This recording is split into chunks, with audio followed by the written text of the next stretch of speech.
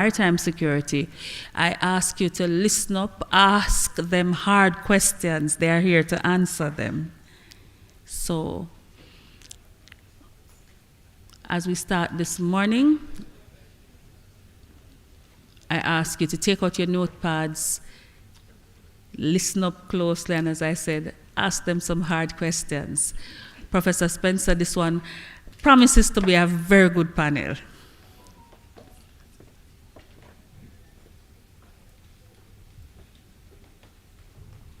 Over to you, Mr. Thompson. Let's ask him to present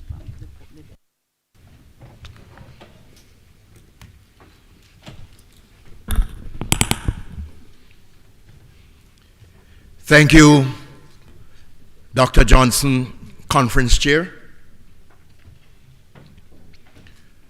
To our esteemed President,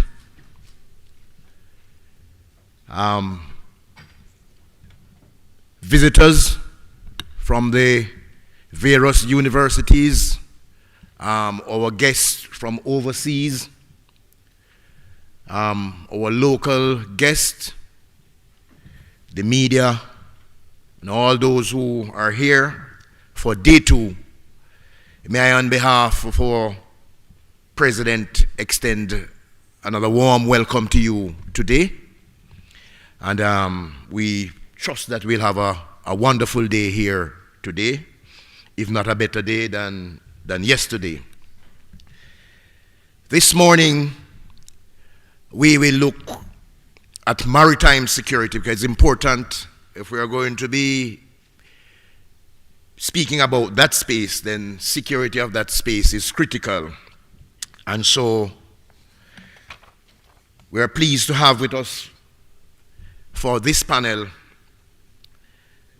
which is all police panel serving and past members, beginning with our former Commissioner of Police, Mr. Owen Ellington. Mr. Ellington, can you just raise your hand to be recognized? Put your hands together for him, please. You'll hear more about him. And we have Senior Superintendent of Police who is serving, Ms. Stephanie Lindsay, who is head of the Corporate Communications Unit of the Jamaica Constabulary Force. That's the person who you see as the face of the force.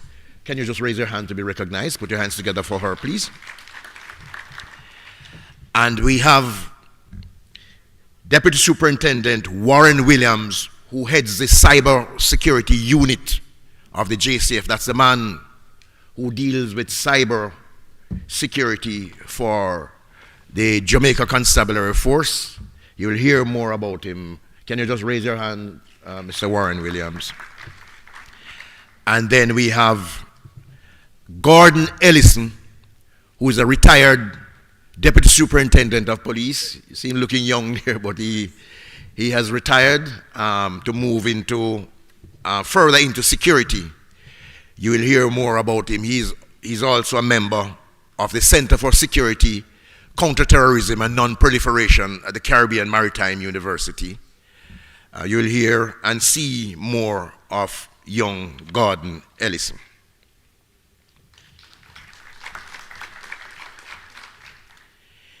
Based on the number of threats posed to the maritime environment by organized criminal networks, to include drug traffickers, firearm traffickers, human traffickers, and money launderers, continuous stress, risk, and vulnerability assessment have to be made of this space to determine the nature and capability of those threats and to guide local, regional, and global mitigation responses. The maritime domain may be further compromised by terrorists and their nefarious activities, as well as illegal migration and pollution, which has serious consequences for food security and global logistics operations. Cyber threats have to be weighed in these assessments, as cyber criminals have shown that they are willing to exploit the vulnerabilities of the ocean to carry on their criminal activities. It is in keeping with these threats and vulnerabilities, why this panel discussion is convened today to analyze the prevailing maritime security threats and to show how they may be dealt with to protect the blue ocean economy and determine the way forward. And today, leading off our discussion, we'll have Mr. Owen Ellington, who is a former Commissioner of Police of the Jamaica Constabulary Force and Executive Director of the Centre for Security, Counterterrorism and Non-Proliferation at the Caribbean Maritime University. Mr. Ellington will look at maritime security within the context of Jamaica. He will speak to the national security imperatives, and he will offer us a strategic direction and the way forward. Mr. Ellington will be followed by Senior Superintendent Stephanie Lindsay, who heads the Corporate Communication Unit of the Jamaica Constabulary Force. She will speak on information communication and the need for information sharing in the maritime space. She will give updates on reported maritime threats and general crime statistics. So we'll hear from SSP what is happening out there in the maritime space. She will be followed by Deputy Superintendent Warren Williams, who heads the Communication, Forensics, and Cybercrime Division of the Jamaica Constabulary Force. Mr. Williams will speak on maritime-related business and effective cybersecurity response. Then our final presenter will be Mr. Gordon Ellison, who is an adjunct lecturer in the Center for Security, Counterterrorism and Non-Proliferation at Caribbean Maritime University, and he will speak on operationalizing security in the post-pandemic business space and mitigating threats to the shipping business. Yours truly is Hassan Thompson. I am a retired Assistant Commissioner of Police, and I am the head of department for the Center for Security, Counterterrorism, and Non-Proliferation. This panel discussion, ladies and gentlemen, promised to be extremely insightful, and it will not only look at the problem, but will provide us with recommended solutions. So it's not just to discuss the problems, but we'll be looking at solutions. So as I have promised you, that our first panelist will be Mr. Owen Ellington, but I would like to say something more about him, who he is, that you get a better understanding. So Owen Ellington is the Executive Director of the Center for Security, Counterterrorism and Non-Proliferation at the Caribbean Maritime University. As a contribution to the enhancement of public security in Jamaica, the center is charged with developing and delivering carefully pre-selected and screened young Jamaican training in securing the maritime environment, as well as preparing them as individual in career of public security. So he is dealing with that. Accordingly, the center is in charge of a range of courses such as the Bachelor of Science in Security Administration and Management, the SAM program, Bachelor of Science in Cybersecurity and Digital Forensics, Bachelor of Science in Forensic Sciences, Postgraduate Diploma in Strategic Counterterrorism Management, Master of Science in Security Studies, and Master of Science in Security Administration and Management. Those are the course offerings of the center that Mr. Ellington heads.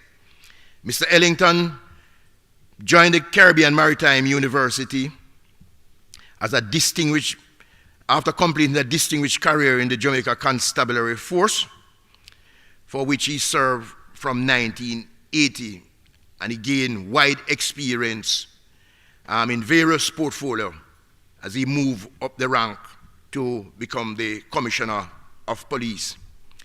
He served through a very critical period, and I want you to reference this period, 2000 to 2014, and I'm going to say something about 2009 to 2014, where Mr. Ellington served the Jamaica Constabulary Force. I want you to just to note that period.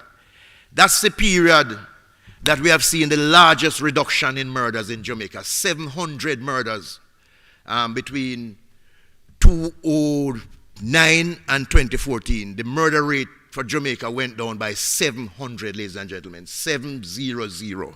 I want you to put your hands together for somebody who, I was in a discussion with somebody the other day, and the person said to me, Mr. Ellington is not an ordinary commissioner.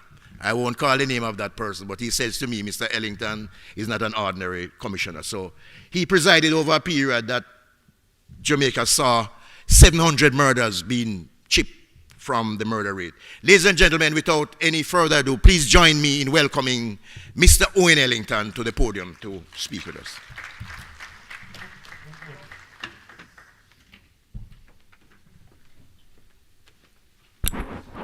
Thank you very much, Mr. Chair. Good morning, everyone. Observing the protocols as they have already been established. Greetings to my fellow panelists, and thank you very much, Mr. Hassan Thompson, for that introduction. I was a little bit nervous that after you have completed the introduction, I might have to come up here and repeat some of the things that you have said. Thankfully, you left a few remarks for me. I'm starting a conversation today, which is really a continuation of the conference theme and the objective, which is really looking at end-to-end logistics and trying to find and exploit opportunities in an era of uncertainty. And for our panel discussion, the uncertainty that we're really looking at is the threats posed to the maritime economy and the shipping industry in particular by transnational organized crime. And we'll try to establish a nexus between that and the national security situation here in Jamaica, and also to look at some possible solutions to the problem that we found ourselves in. And I'll begin by just giving you an idea of what the Jamaican crime and security situation was when we became independent 60 years ago. We were a relatively peaceful and safe society. In fact, our murder average was in line with the global average, somewhere in the region of 4 to 6 per 100,000 of the population.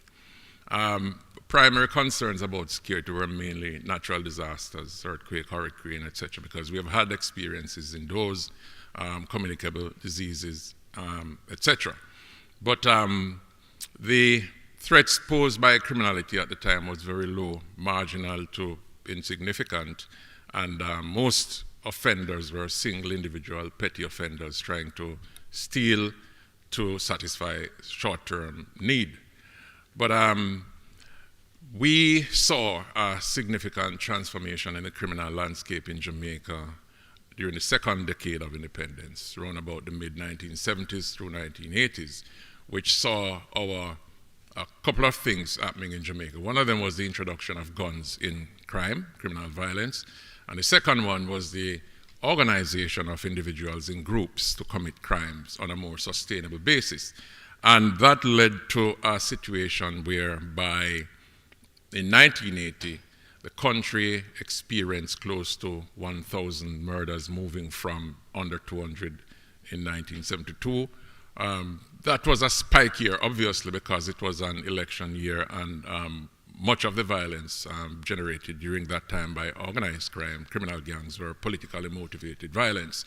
We then saw murders averaging somewhere in the region of 500 for a period of maybe 8 years up to the early 1990s, and then we saw the numbers going over that. The crime transformation in Jamaica has been driven largely by two things. One of them is the proliferation of illegal guns in the country, and the second one is the transition from single individual petty offenders to group offenders committing crime. And criminals operating in groups tend to use violence as a coercive mechanism in the same way, pretty much the same way as they use corruptive influence over public and private officials. The slides here actually shows the unenviable trajectory of Jamaica's murder situation from 1962 to 2020. And as you can see, it's mostly moving northward, going in the wrong direction. Police statistics show, for example, that between 1980 and 2020, some 43,300 and odd persons were murdered in Jamaica, mostly with the use of illegal guns. And guns are not manufactured in Jamaica. In fact, most of the guns seized by the police and the military in this country are properly manufactured handguns, light machine guns, and rifles of foreign origin. And in a short period of time, 1986 to 2012, over 12,000 illegal guns were seized. In another short period of time, period 1999 to 2012, over 169,000 rounds of ammunition were seized from criminal hands, enough to equip any small army. The high levels of crime, violence, disorder, extortion, robbery, and the creation of fear within the Jamaican society though driven by profit motives, because organized crime and gangs are driven by profit motive, they are greatly facilitated by trafficking across the maritime economy, because, as I said before, the tools of trade for organized crime are largely imported. And what they do is exploit the facilities provided by the shipping and logistics industry to smuggle illegal weapons, illegal drugs, sometimes even aliens they smuggle, and at other times they smuggle the ill-gotten gains from criminal activities. And they use these to generate criminal activities within the country, drive up fear, drive up the sense of insecurity within the country. And I've actually put Jamaica in a position where for 1 year, I can recall, 2009, we were probably the most murderous country on earth. And for the last 10, 15 years or so, we have consistently been among the top 5 in terms of rates of homicide. And I remember looking at statistics some years ago which showed that Jamaica was second only to El Salvador in terms of intentional killings with the use of illegal guns. So it has really created a very serious impact on security in the country. And Jamaica, being a small island state, like many of the countries represented in these conferences and served by the Caribbean Maritime University, have one thing in common.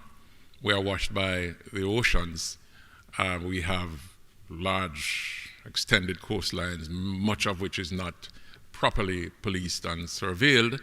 And these open waters and unprotected shorelines are exploited by criminal elements in the smuggling of guns, drugs, and aliens. And there's a general consensus from security experts that small island security cannot be divorced from maritime security.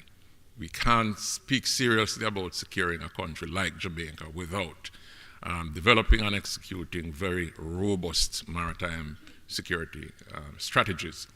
That is not lost on the government of Jamaica, thankfully, because we have seen in very recent revision of the National Security Policy for Jamaica and Operation Plan Jamaica, both promulgated within the last decade, a recognition of this threat and some policy initiatives aimed at countering it.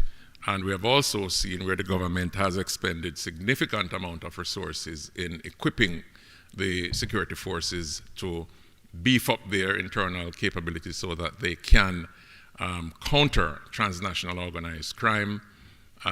They can fight the traffickers effectively, and they can better enhance the security of the Jamaican space.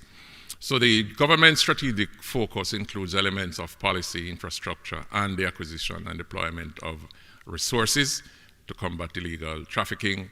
Policy initiatives include updating of laws and the enactment of new legislations which seek to disrupt and dismantle criminal gangs, increase the levels of punishment for certain crimes, and to deny criminals the freedom to enjoy the proceeds of their crime.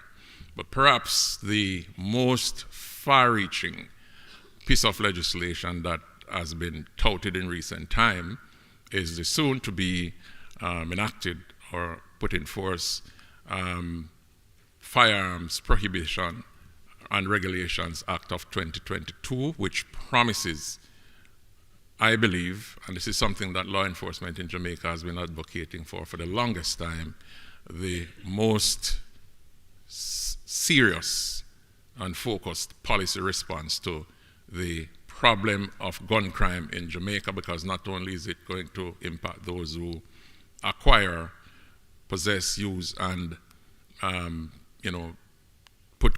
use weapons in the commission of crimes in Jamaica, but it's also going to focus on those who purchase those weapons abroad and stockpile them and ship them into the country. And that, I think, holds the potential to be a major game changer if we move in that direction. So, we have been asked to comment on maritime security in the Jamaican context, looking at what Jamaica is doing. The truth of the matter is that policy-wise, we're not lagging too far behind. In terms of infrastructure and resources, we're not the most resourceful country. Our security forces are not the most equipped, but they are reasonably robust with strong capabilities that can be deployed effectively. I think where we have come up short time and time again is that we're not doing as well as we could, given the resources that we have. And so I'll use the next few minutes to just propose some things that we could enhance. And one, for example, is improvement in maritime domain awareness, so that we can get a better view and visibility of what is happening on our waters. If you take, for example, the fact that there's somewhere between 10 to 20,000 fisher folks operating out of Jamaica with some 3,000 small vessels. And the fishing industry continues to be seen and regarded by persons involved in it as the poorest in the country. They don't make any money. One wonders, why is it that they keep going to sea every day? And the truth of the matter is that the fishing industry has been infiltrated by transnational organized crime, and it has been used, some elements of it has been used to conduct illegal trade in guns and drugs between Jamaica and neighboring countries. And I think that greater visibility on our waters through improved maritime domain awareness can make a big difference there. I think that we should strengthen cross-border cooperation around intelligence gathering, intelligence sharing, investigations, and prosecutions with appropriate protocols, so that we do not breach any laws, whether they be local or international. Because we are all into this is not just a Jamaican problem or a Trinidad problem or a US problem or a Bahamas problem. It's a problem that affects us all. No one country acting on its own with its own resources can successfully combat transnational organized crime, especially within the maritime economy. And therefore, we make a strong case for greater collaboration amongst nations, but it has to be more than just talk.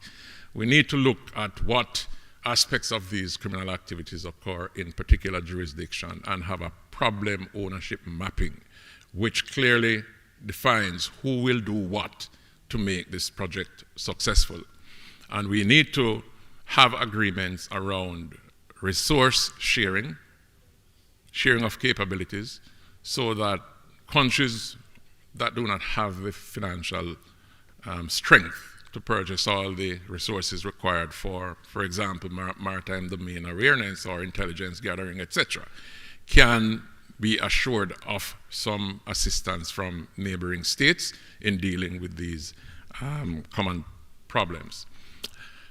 And then again, we have to look at greater collaboration in terms of how we source, acquire security, surveillance systems, and technological capabilities, so that we can have seamless interoperability between agencies in country and across national borders. Very often, the incompatibility in terms of the systems we have, the solutions that we acquire makes it difficult for us to cooperate on the level that is needed to successfully combat transnational organized crime.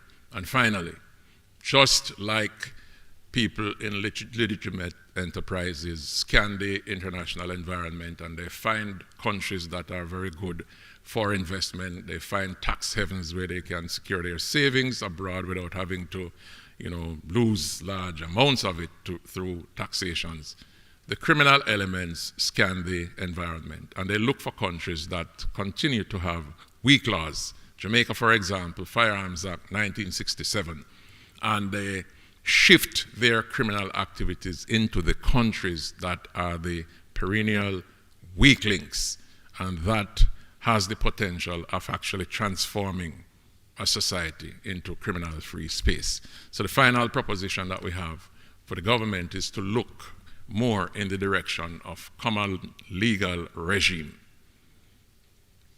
modernize and strengthen all our laws, bring them in line with what obtains in countries that have successfully combated transnational organized crime through effective law enforcement, and ensure that we create a criminal justice environment wherein criminals can expect the same swift, serious, decisive, and severe kind of action and pushback from law enforcement, thus leaving no weak link in the form of any country that they can exploit and create a state of insecurity, as is the case with Jamaica. I will end my few remarks here. The arrangement is that comments and questions are taken at the end of all the panelists' presentations. Thank you again, ladies and gentlemen.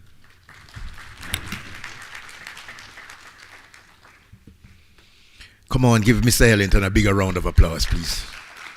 Thank you. So we heard from Mr. Ellington, and he'll be here to answer questions relating to improved maritime awareness, and we're happy that we have the Caribbean Maritime University doing just that. Our esteemed president has promised to even widen that sort of knowledge based on the way forward. We had discussion with him, and he has urgent plans to get that all the way right across the globe.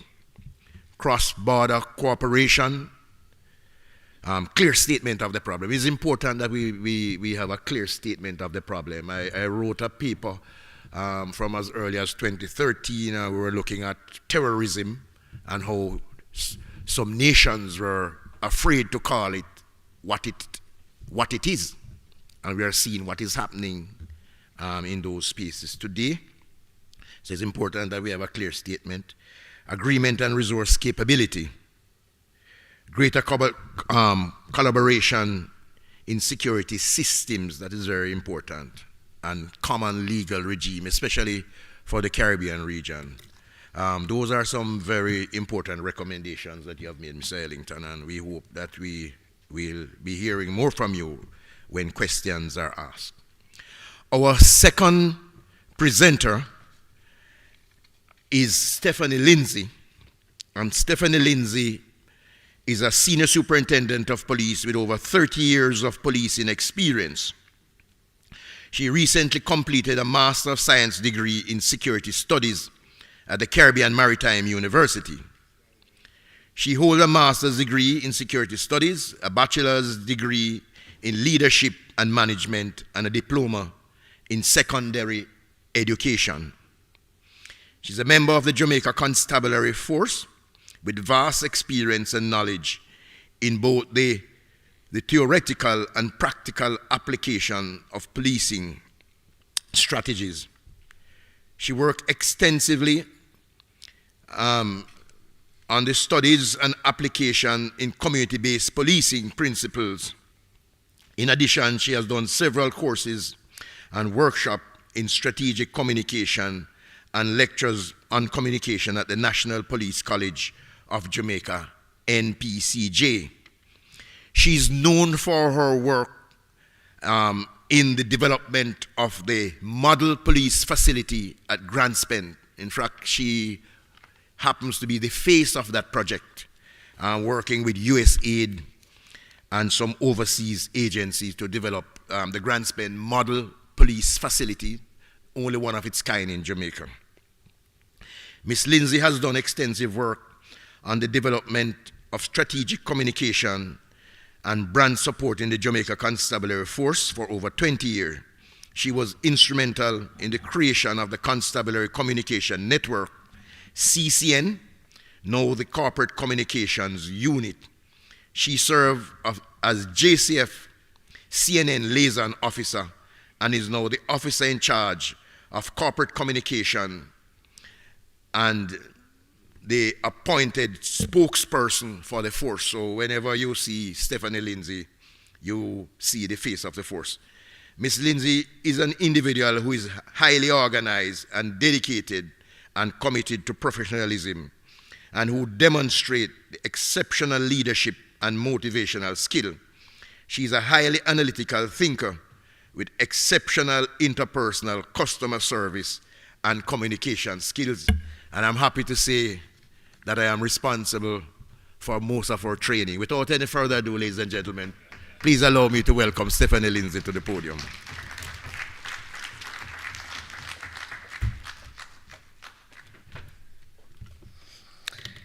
Thank you very much, Mr. Thompson, because I was wondering if you were going to leave out the part that he's been my lifetime mentor and coach. All right. So my role is to continue the conversation this morning. I'm waiting to see my slides coming up.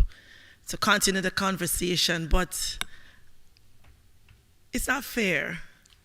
Mr. Ellington is a very hard act to follow. So, very hard, but of course, you always exploit the opportunities, presented. So, when I listen to his presentation, then a lot of the things I can just say ditto in mine. So, looking at the theme, end-to-end logistics, opportunities in an era of uncertainty. And for the few slides that I'll share, when I think about an era of uncertainty, I'm just going to context it. Maybe 2 times in my lifetime, I've seen eras of uncertainty. The first one was 9/11, when the world saw how we have to change how we travel, how we do business, because of how that incident impacted the world. My next reference point will be COVID-19, which started in 2020 and did that and create and continue to create uncertainty. But we have learned over time to navigate. And one of the things that we see very prominent during this COVID era is the whole question of information sharing and communication. And my role here today is to look at the importance of communication in the maritime security industry. So first thing I would say is that it is important that within the industry, we create a culture of corporate communication. When it comes to communication now, it's no longer Jamaica that we're just talking to ourselves in minutes. Whatever is happening in Jamaica is happening in the rest of the world. So in developing this culture, we have to look at what exists now. How are we communicating the threats that Mr. Ellington spoke about? When we communicate them, what is the response that we want to get as a result of how we communicate and how we share the information? We have to look as a country and as a region, what are the systems in place to ensure that we are communicating regionally and internationally, so that whatever threats we are seeing now or whatever threats are emerging in our backyards, we're able to put systems in place to make our maritime security much better. So that's just a definition. We found that corporate communication, a set of activities involved in managing and orchestrating all internal and external communication activities aimed at creating variable starting points with stakeholders on which company depends. And the stakeholder engagement and the stakeholder information sharing and communication is very, very important. Maritime security, you can say the areas from where ship and maritime operation needs protecting, including terrorism, piracy, robbery, illegal trafficking of weapons, drugs, goods, people. And of course, one of the security threats that we have to look at when we think about maritime security, we have to look at how is it that the environment is being put at risk. How are we communicating with the fisher folk to understand that when we talk about the maritime space and the things they do, how responsible they are to be?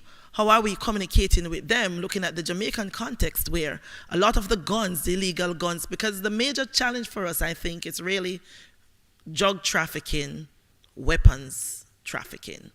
Those are two things that we really see. We hear about human trafficking and so on, but I think for us, those are not so major. So when we look at all those, how are we talking to the people?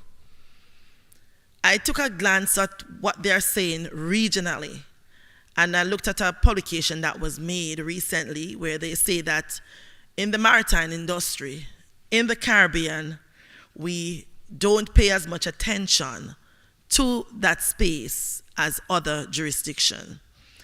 But it also went on to say that by virtue of our geographic location and proximity to the US, it offers potential attractive staging area for drugs and weapons trafficking. And we know for some time that Jamaica is seen as a major transshipment port, especially for cocaine, because of where we are positioned in terms of the United States. And we know that it is something that they have looked at. It's something that we have had various collaboration in terms of how is it that us as a third world country not having all the resources to protect our borders, how we are collaborating. We have a lot of collaboration, but at the same time, individual countries, we also have to collaborate to see how is it that we are safeguarding ourselves. What is it that we can do more? And what is it that we can share more and communicate more so we get people to respond in a way that we see more prevention? Because when we see the guns and the the guns, and we'll share some data what we are seeing in terms of gun fines that we have seen in the country, that we don't manufacture guns, then we know that whatever we do in the security industry, we have to find a way to see how best we can cut the flow. Jamaica, as a country, we are very vulnerable. We have over 140 unmanned ports. And with the best Marine and the best Coast Guard, we are vulnerable. We are vulnerable. And it will require some conscious decision on the part of the persons who are involved in the transnational crime to take that decision to desist.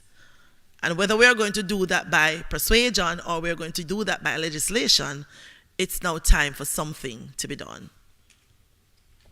So I glanced at the COVID era, the same research I looked at, the Center for International Maritime Security. They looked at how the vessels operate at sea, because there was the belief that when COVID-19 came, because of the lockdown and a lot of things happened, we would see significant reduction in crime. It never happened anywhere in the world. As a matter of fact, there are some jurisdictions where they actually saw increase. All that happened is that the criminals did not go on recess. What they did is that they exploited the opportunity presented by the pandemic. And we saw where when they look at the ships, I looked at the data 2019 to 2020. And when they said the dark activity, and they defined dark activity as the traffickers found ways to operate under the radar. So whether they were using submarine or they were using other means, but they were able to operate without being detected. Because we know that a lot of our security resources were engaged otherwise in trying to save lives as a result of the pandemic, so they exploited those as well. So a glance now at the Jamaican context. So that's a graphic. So we are seeing the firearm seizures. We saw where the recovery of high-powered weapon went up 100%. We're talking about M16, AK-47. We saw where pistols went up 26%. We can drill down in those statistics some more. We saw where the ganja trade, people tried to move a lot of drug during that trade, so the maritime industry didn't go on recess. We also see where over $2 billion worth of cocaine were seized, and if we had the almost 4 billion that we found just 2 weeks ago, we saw where persons were moving drugs during that period.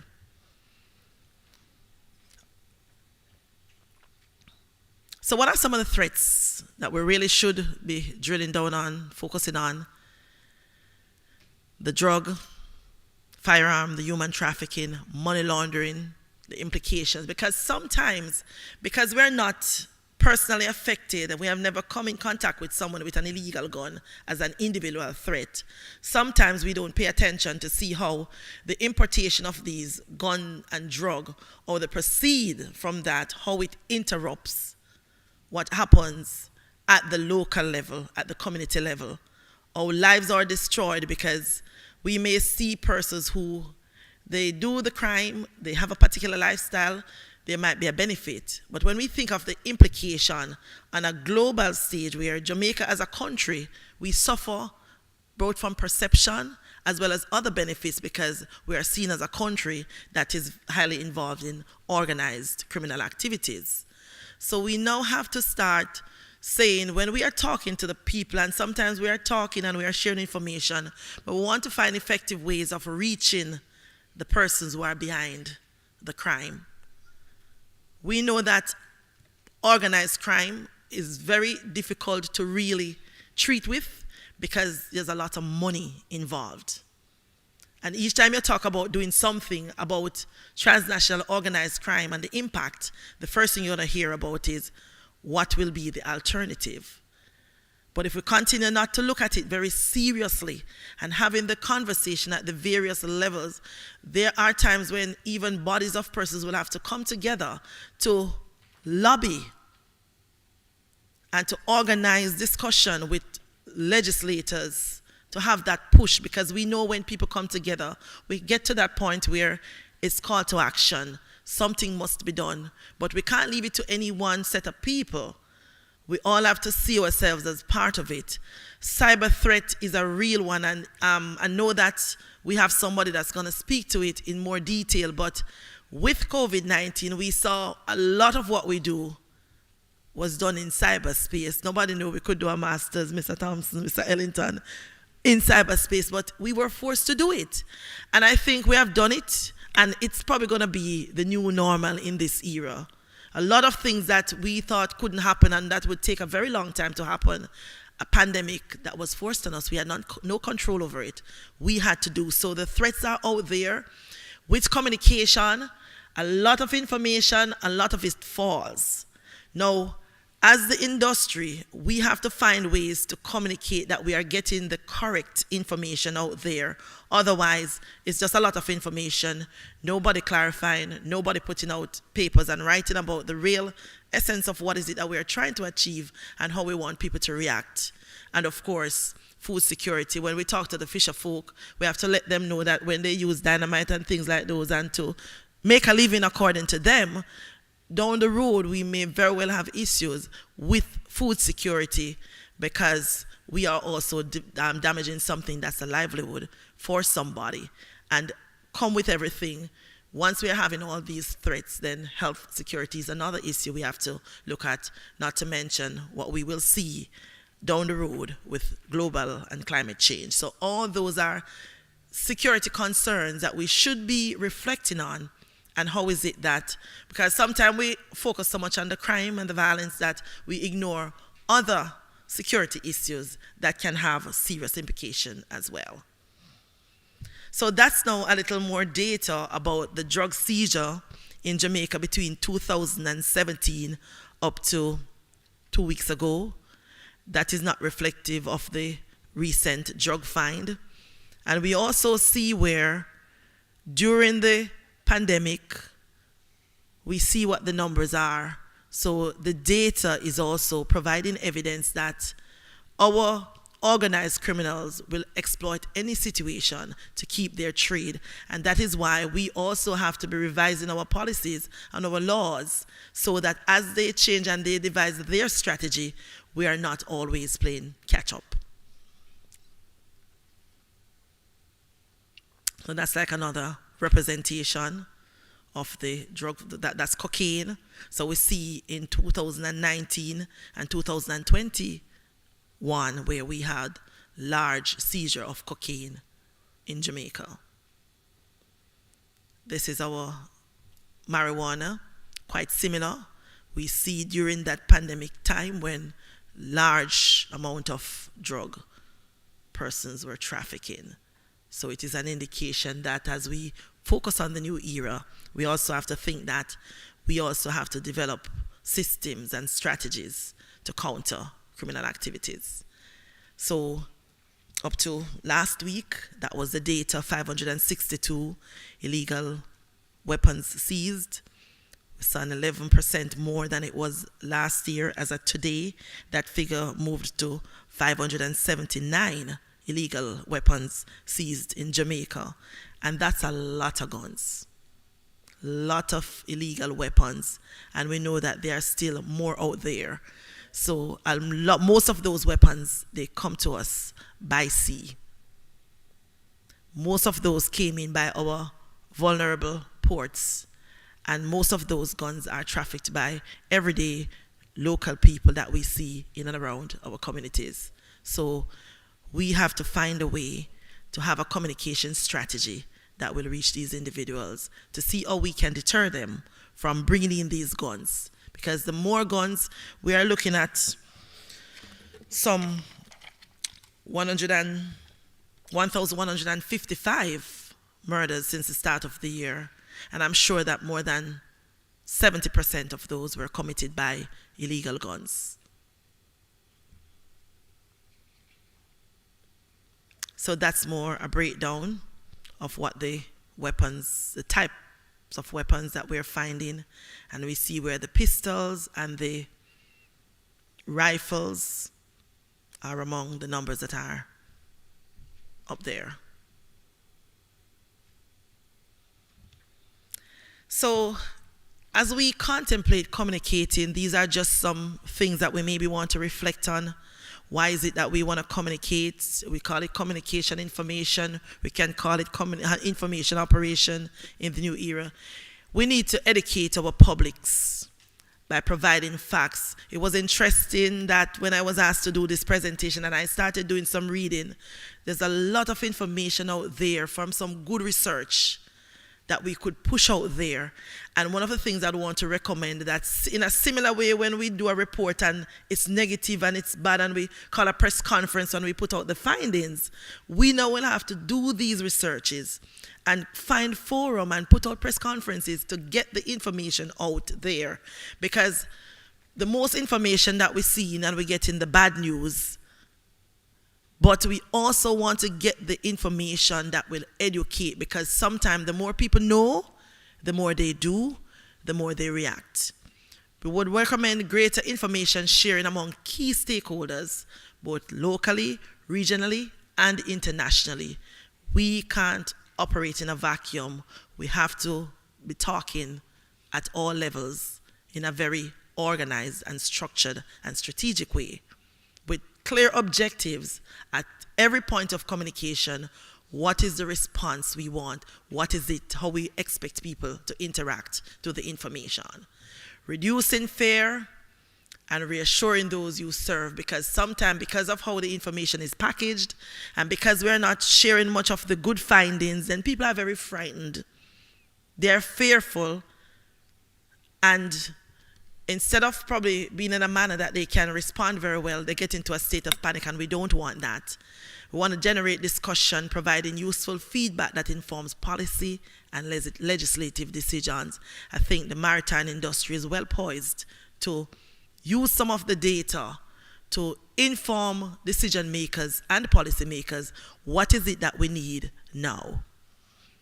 And of course, we want to use the information and the data that's available to set the context and to control the narrative that we want to share about the industry so that we can get the best response that's out there. So that's like social media and the various medium that you have to go through. Everything is out there. Everybody tweeting, everybody blogging, it's there. A lot of the information that's there, it's a lot of noise. It's not a lot of facts, but the people with the facts are being very silent. So the narrative is really being set by people who are not in the know. And that's what we want to change as a communication strategy for the industry. So in concluding, we believe that an effective communication is a very important tool at all levels in every modern organization. With the advent of technology, social media, it is one of the most effective ways to keep our various publics informed. It also allows an organization to present information in a manner where the message is not misunderstood or the narrative is not distorted. It also reassures and builds trust and confidence in your brand, even in the most difficult set of circumstances. So I say to us, we have a choice to be frightened about the situation, or we can make a decision to tackle the issues at the individual, community, country, regional, or international levels. We want to create the necessary policy and legislative framework to hold lawbreakers accountable. It can be a deterrent approach or a punitive approach, but whatever it will take to make our systems safer, I think we should and we must. And it's this era that is now that we have to do it. So I thank you.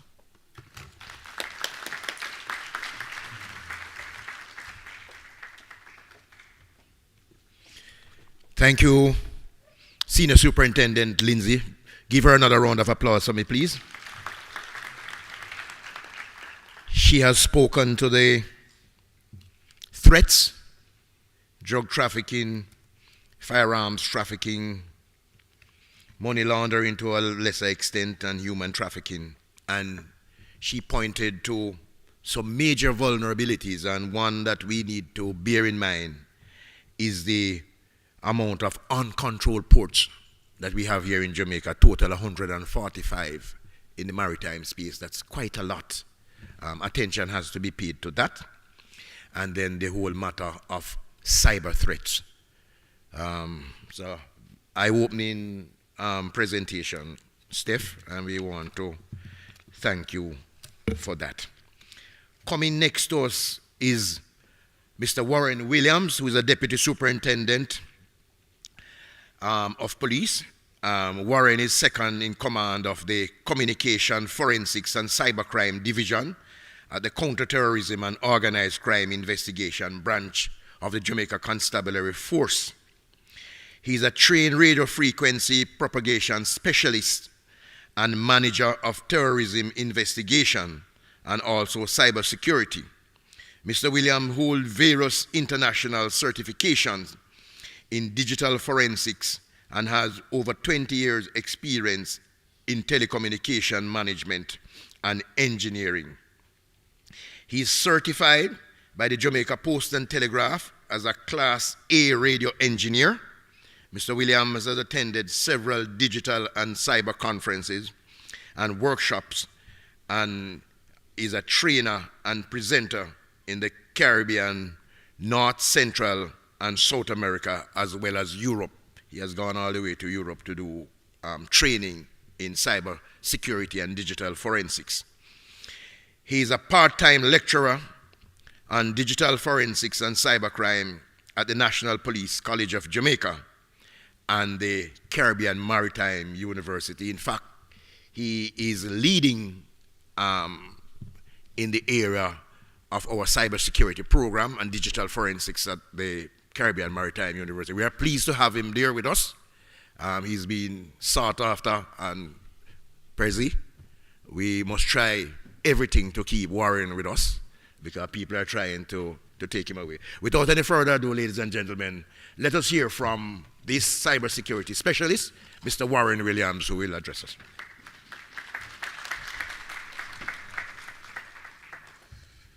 Pleasant morning to ladies and gentlemen, my fellow colleagues. Thank you very much, Mr. Thompson.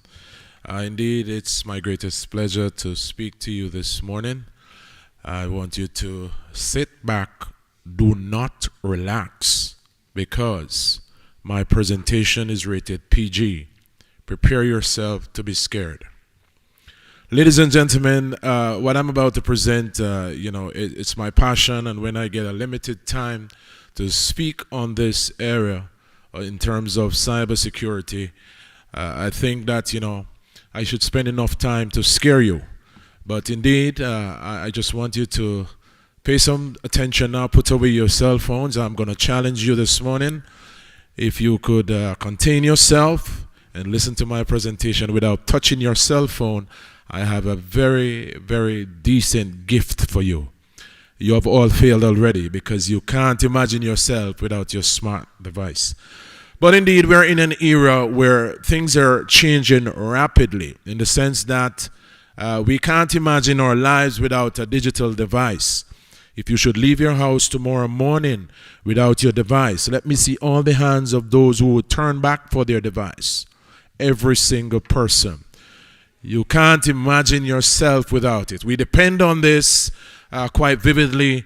We familiarize ourselves. We talk to our family. It's a means of communication. You name it. It's a means of doing business and pleasure.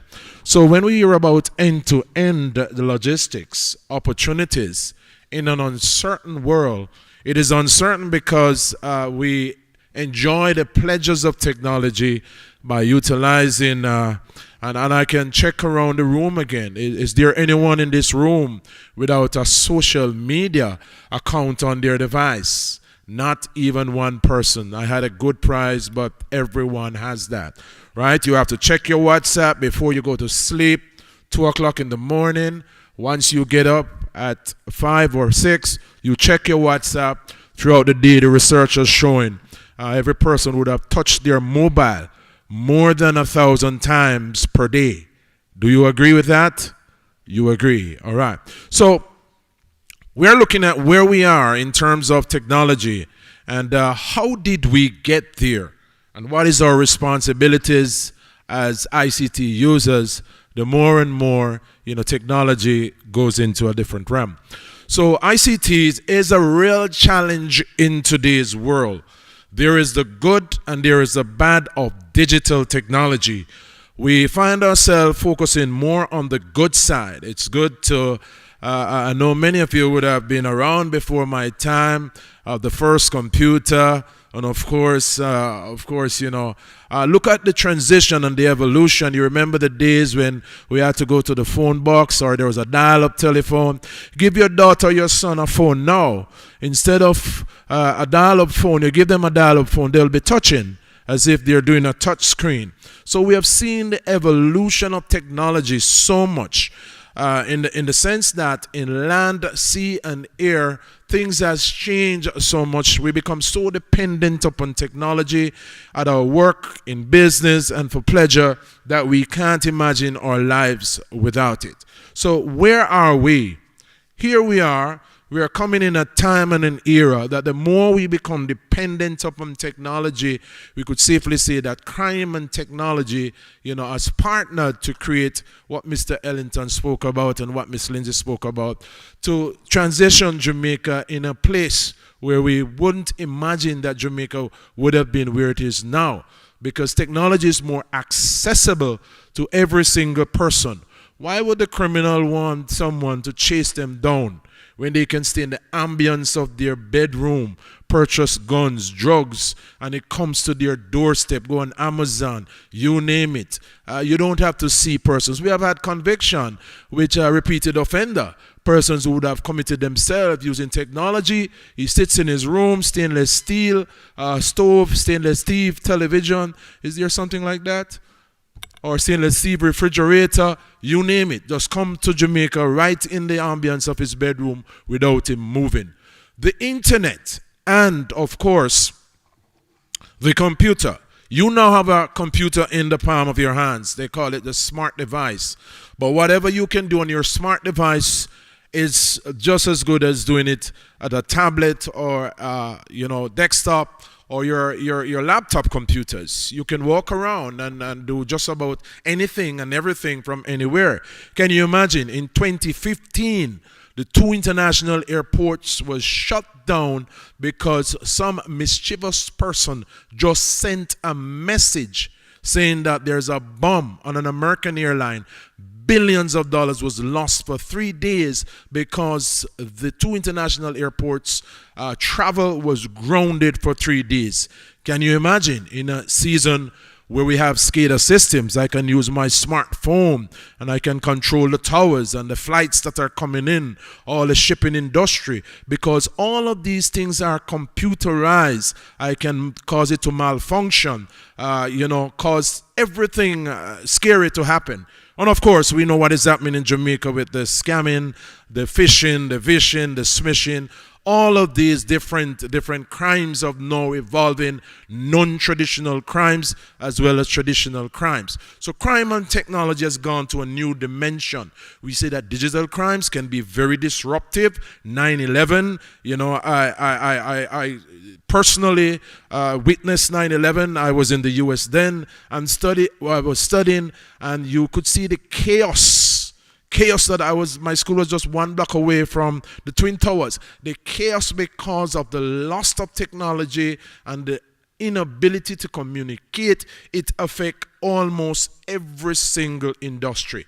Can be destructive, but of course we are happy for technology because it's beneficiary. Here in COVID-19, we could stay in wherever we are, we could teach, we could talk just the same based on the platforms that are available. But since COVID and before that, they have said that in 2015, the whole world should be fully digital. There is a paradigm shift in how we do business and pleasure. Of course, land, sea, and air, things are just totally different. Because of the use of technology, we depend on it so much that we can't imagine going to our jobs tomorrow morning. We don't have our computers to send emails. We don't have our computers to do, the regular office business. We can't imagine ourselves without it. So we find out that it's affecting all the industries, because every industry depends upon the health industry, the education industry, just about everything, to the point where we are seeing critical infrastructures in Jamaica. If we are now in the process of designing our national cybersecurity strategy, and we're listing critical infrastructures: land, sea, and air, public utilities, energy, transportation. Can you imagine? JPS depend upon it. Can you imagine water systems? Can you imagine I use my smartphone to confuse NWC to say instead of dropping 2 drops of chlorine, drop 20 drops. Can you imagine I access e-health, the doctor's database, and say, listen, instead of prescribing 10 doses for your irregular, whatever happens to you, give the person 30 doses. And of course, those are the possibilities. So as we move, we realize that we are more doing things online, e-business, e-services, both public and private, and the Jamaican government is pushing that we do all our businesses online. I couldn't tell the last time I enter a bank. I do not have the time to join a line. I do all my business online, but that's where the danger is. Because I put my debit card information, my credit card information online, and of course, I'm in the room now and I'm checking every single communication that is going on in the room. Do you believe that is happening? I work at cybercrime. I'm a trained certified ethical hacker. Do you believe that is happening?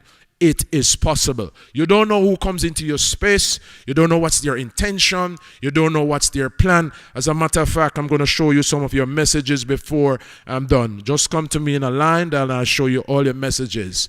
Increase in volumes of data, increase in cyber crimes. Of course, there's a need for data protection. We applaud the government to moving in a direction. We hear NIDS is coming, a lot of our private and sensitive information.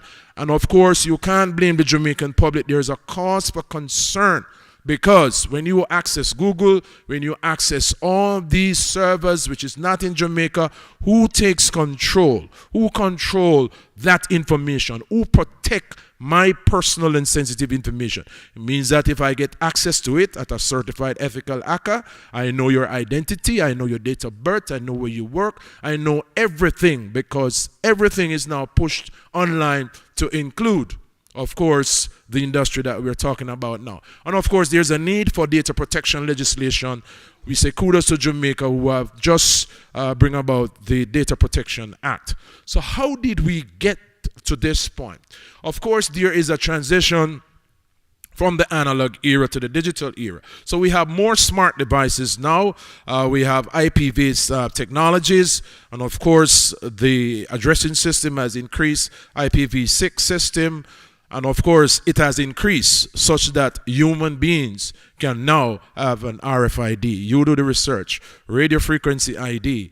What this means is that there's an increase on all fronts. Increase in speed, increase in volumes, and increase in variety of data. I don't know if you remember the time when we used to have floppy disks, 5 1/4 or 3 1/2. Listen, now we are seeing storage device where a criminal can now have an SD card. And when you're running on an operation, he hides that SD card with gigabytes of information that you can't find it. I need to tell you that there was an operation, and when you went to, the criminal swallowed the SD card.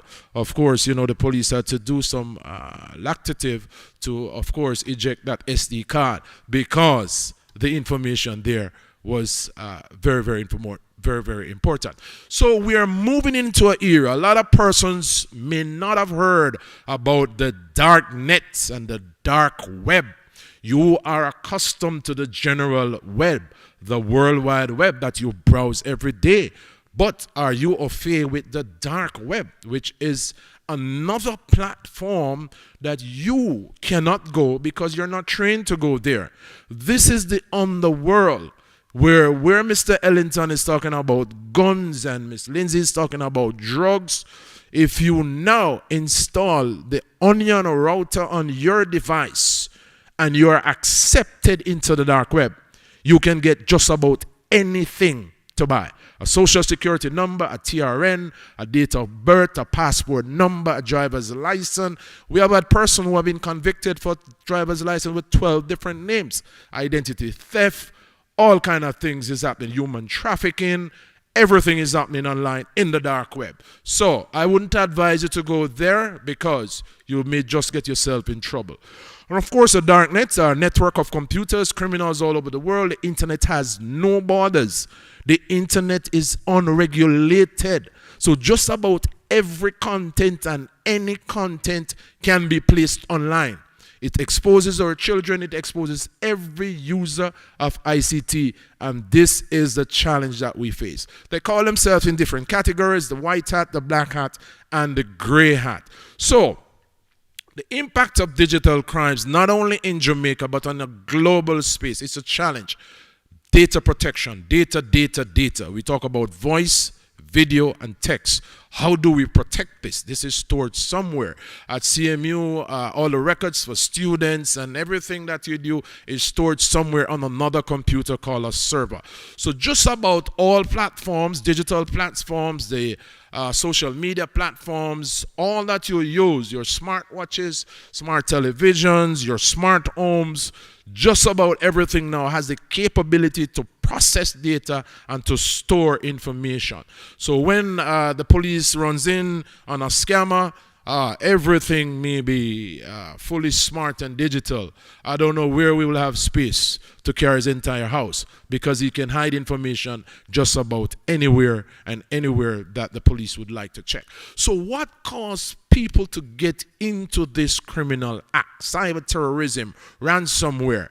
We have diagnosed that because they are disgruntled workers, or they are just straight malicious, or they're just in it to make money for a reward. So those are the three major things.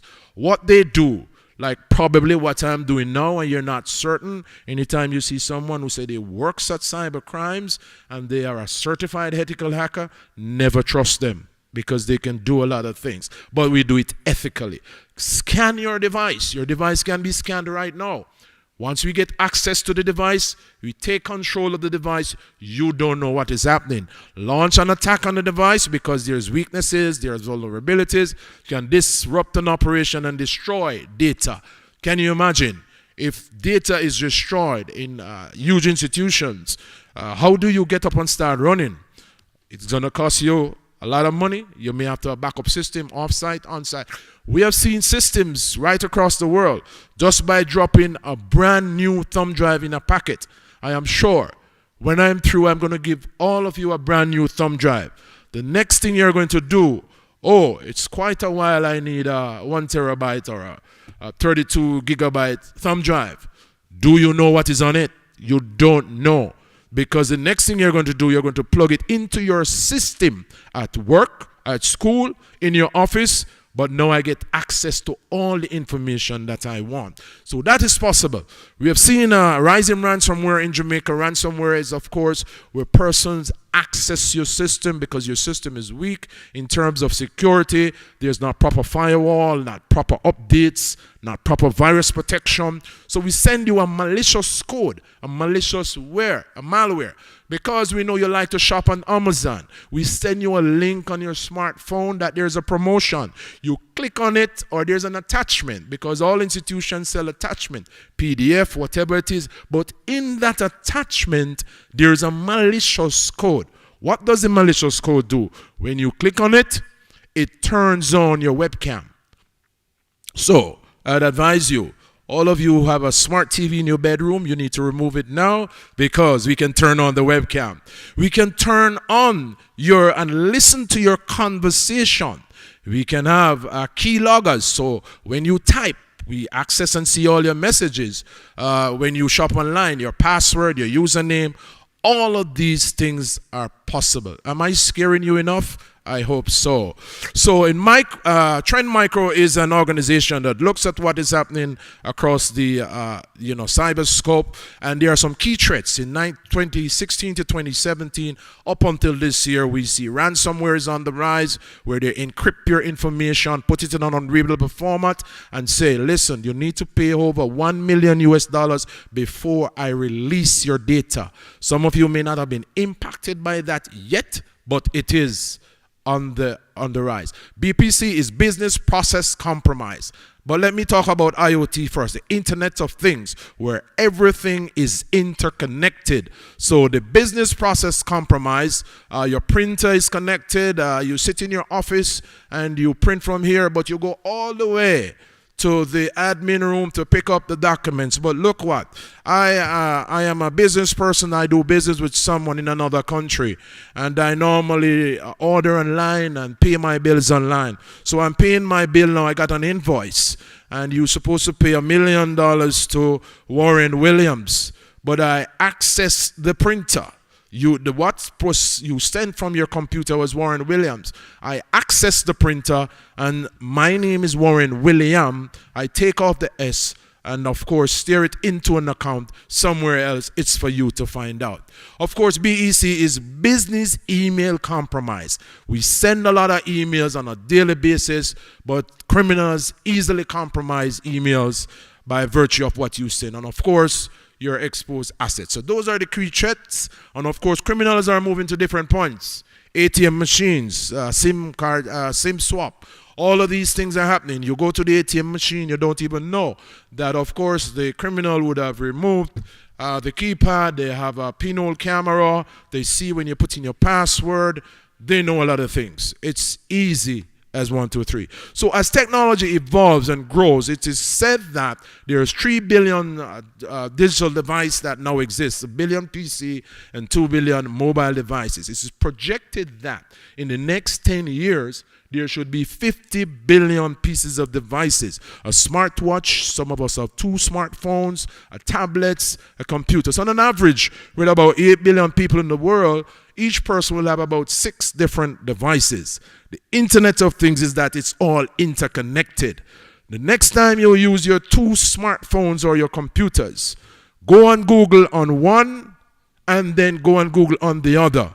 It will take you from the exact point that you were on your smart device. So there's nowhere to hide. Information is available everywhere and anywhere in the digital space. Looking from a Jamaican perspective, in 2016 to 2018, there was a loss of over 300 million US dollars. So the industry is very lucrative. So data protection is our responsibility. Whether you are just an end user using your smart device or wherever you sit in your office, it's important because it's about data, data, data. So cybersecurity is very important. We want person to develop effective cybersecurity user policies because the weakest chain in the link is the user.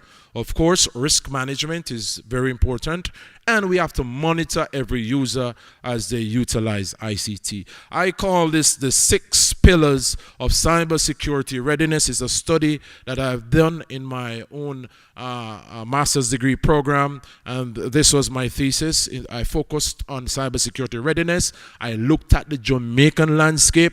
You need to get the thesis to see what was my findings. Indeed, Jamaica needs to get there. So on the inside, there's a lot of vulnerability and risk. And of course, on the outside, there are attacks and threats. Just to let you know that this conference started at a very good time. The month of October is Cybersecurity Awareness Month. The month of October, we partner with a lot of agencies to, make people aware of some of the do's and the don'ts and the dangers that exist out there. Of course, if you focus on compliance, policy awareness, risk management assessment, training and management support, and IT infrastructure, then you could test how robust and resilient your systems are. Of course, as I said, we partner with other agencies during this time to make persons more aware. Certainly, the month of October alone is not enough, but the JCF will do its part. So digital safety is all of us' responsibility.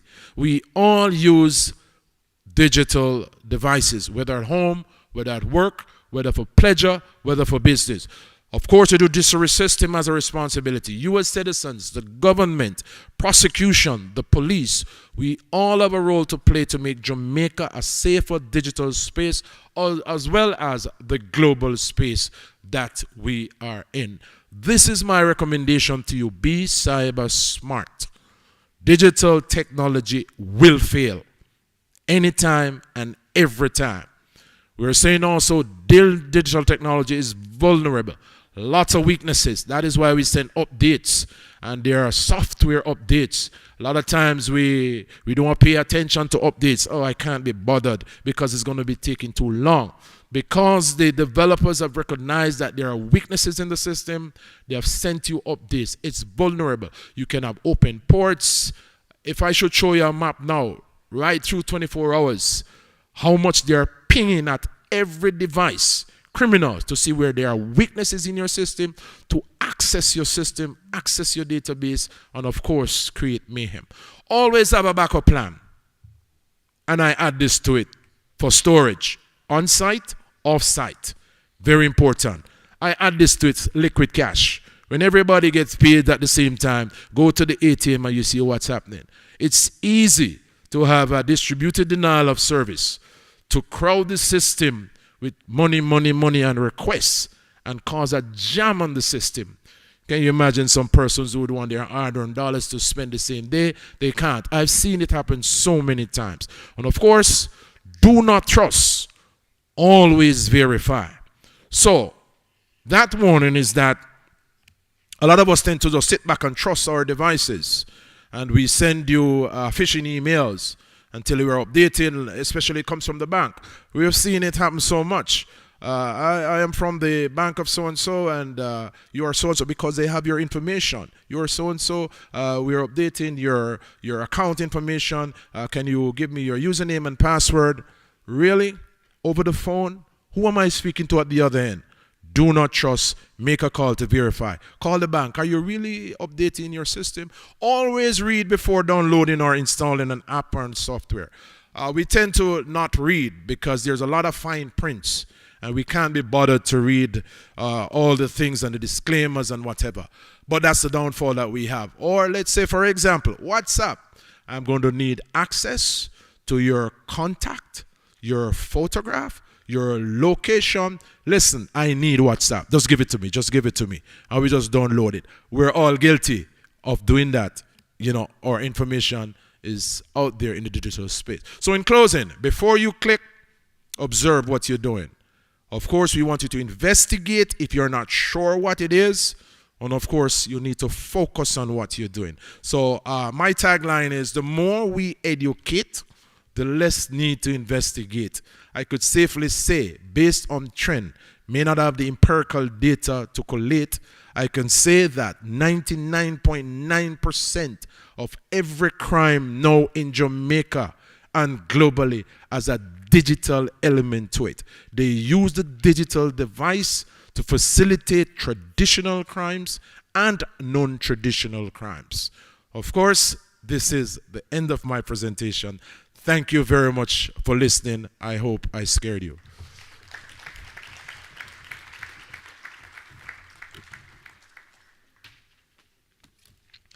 Thank you, Warren. Ladies and gentlemen, put your hands together again for Mr. Williams. And we are happy at the Caribbean Maritime University to have a person like Warren Williams leading our cybersecurity and digital forensics program. And so when one organization called Mr. Ellington to say, I am guaranteeing you jobs for all the people who you have in training right now in your cybersecurity program, it means that they have seen something. So the place to be for that training is the Caribbean Maritime University. Your job is awaiting you when you have somebody like Warren Williams. Our final presenter will be Mr. Gordon Ellison, who, as young as he may be, is a retired Deputy Superintendent of Police. He's a veteran security specialist and an instructor who endeavors to positively influence the security climate of the region by refocusing a mindset to the predominance of quality security and systems.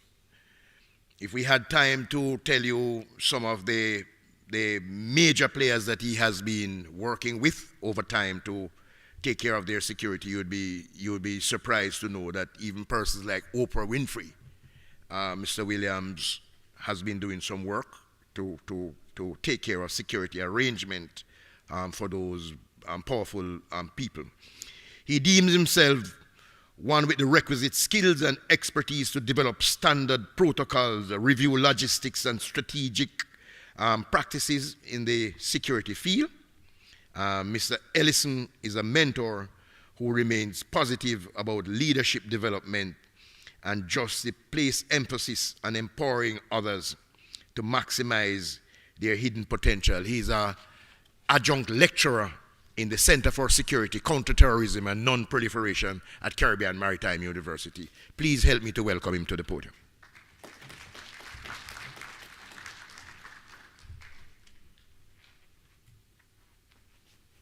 Good morning, everyone. Thank you for that, Mr. Chair, our President, and the distinguished guests in the room. Good morning to all. So this morning, I will be taking you on a security perspective, and not the generic form of security, where we think security is a deployment, or security is a system, or security is an end game. It's neither of the above, because you will never be able to achieve total security. And there are different levels of security where one person may feel safe or one person may feel vulnerable, another person may feel comfortable. So a big part of security has to do with the perception of who is thinking about security. So what we're going to discuss today is really how are we going to operationalize security in this post-pandemic and mitigating the threats to the shipping community. I didn't use maritime alone because maritime, when you talk about shipping, a lot of people think maritime, but a lot of what goes even on air cargo starts at maritime or ends with maritime. So I'll be using the term shipping. These are the few things that I'll be looking at. And again, I want to take you on a perceptive journey of what security means and how can we operationalize security in this dispensation.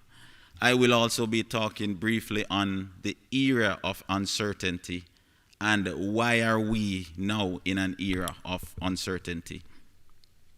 So here we have what shipping is, and very simply, I'll just consider it, it's a transport of cargo as a business, especially on ships, not exclusively, but especially on ships. And there are many different types of shipping. I heard Mr. Williams spoke earlier about you stay at home and you shop. That's part of shipping.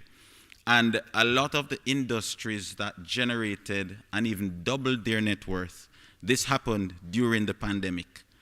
Without naming any company, there are companies who have doubled their net worth during other times when people were struggling, because they understood that a pandemic creates opportunities and a pandemic can also give you financial benefits. So the whole aim is the more secure your platform is, the more likely you are to benefit from a crisis. I want to add, and I am of the perception that crime pays. And because crime pays, and crime pays a whole lot, we just saw $300 million US dollars in 2 years. And because crime pays and it's an avenue for revenue generation, people are not going to stop. And the only way, or one of the few ways to reduce crime is through having proactive security. And security must cost. If you are in the business of cutting your security expenses, you are going to lose. The more you spend on security, the more money you make. The hotels that are making all the most monies now are those who are spending billions on security. And they're making billions back. Because we are now in the age where people are staying where it is safe. People are not staying where it is secret anymore. So we have to understand, even in our shipping industry or in our cargo or anything security related, the perception is we must make security cost. And this security cost will be a massive investment. So after you've looked at that, we also do shipping via rails. We're not doing a lot of that now in Jamaica, but I think that should really be something that we really look major into. And we are certain that the air cargo is how we get a lot of things here. So the Internet of Things, or the IoT, is really what makes you really vulnerable in the maritime and the shipping business. Because of the end-to-end logistics, you stay at home, you get a prompt from Amazon that we have some new things, or you get a prompt from eBay or any one of these online companies, and you purchase. And a lot of these end-to-end are so immediate that it is either delivered by drone or it is delivered by your nearest wholesale or warehouse area. And it's the Internet of Things, and I'm so happy that Mr. Williams went before me because I won't have to speak anything about cybercrime or the Internet of Things. But you will now find that we are in the era of automatic identification technology, where your biometrics, you walk through a camera, it identifies who you are. We are also in the era where goods are identified automatically by barcodes, or the whole Internet of Things. And if things can be moved so easily, and if things can be so easily distributed, how are we going to protect them? And what are the risks associated with the ease of movement? Because if we assess the whole Caribbean area, we are about 2,755,000 square kilometers of space. And because we're a whole Caribbean community, the ease at which things can be moved by the touch of a button is what is going to expose our vulnerabilities and make us more volatile as a country. Here are some threats to the maritime and to the shipping industry. We normally were looking at human error, mechanical failures, or natural disasters. But the whole cyber risk, and I'll mention briefly about the autonomous aspect of certain security challenges, but we are in the era of rapid growth of international trade, which means because we're now using air cargo and mixing with maritime cargo, whatever is shipped from one country today gets to Jamaica in 2 or 3 hours. So we have to look at processes. We have to look at systems. And at the end, I will define security and not at the beginning, because I want you to see that the concept that a lot of senior players have about security is normally a flawed concept, because security is seen as an afterthought. Security is not matched to the level of investment. And I'm going to use this opportunity here as we speak about how many billions of US dollars our maritime and our air cargo takes into the country. Then we should almost try to match that with our security investments, not only in systems, not only in technology, but also in people. And I see that's where CMU is going, that a lot of the education that is being pushed out, we are trying to make people more security conscious, not from a cybercrime alone, but a holistic perspective. And so I'll navigate through. The expert, Mr. Williams, spoke a lot on these cyber risks, and they are really the top threats right now.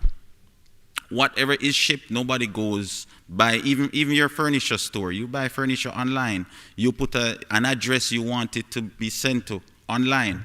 So we're having limited people. We're having limited opportunities for people to be burdened by having to do their own logistics. There's a whole cyber world that takes care of all your shipping for you.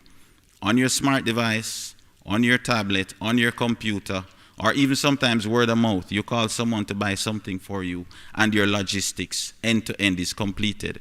And we really now are going to look at the computer systems and cargo.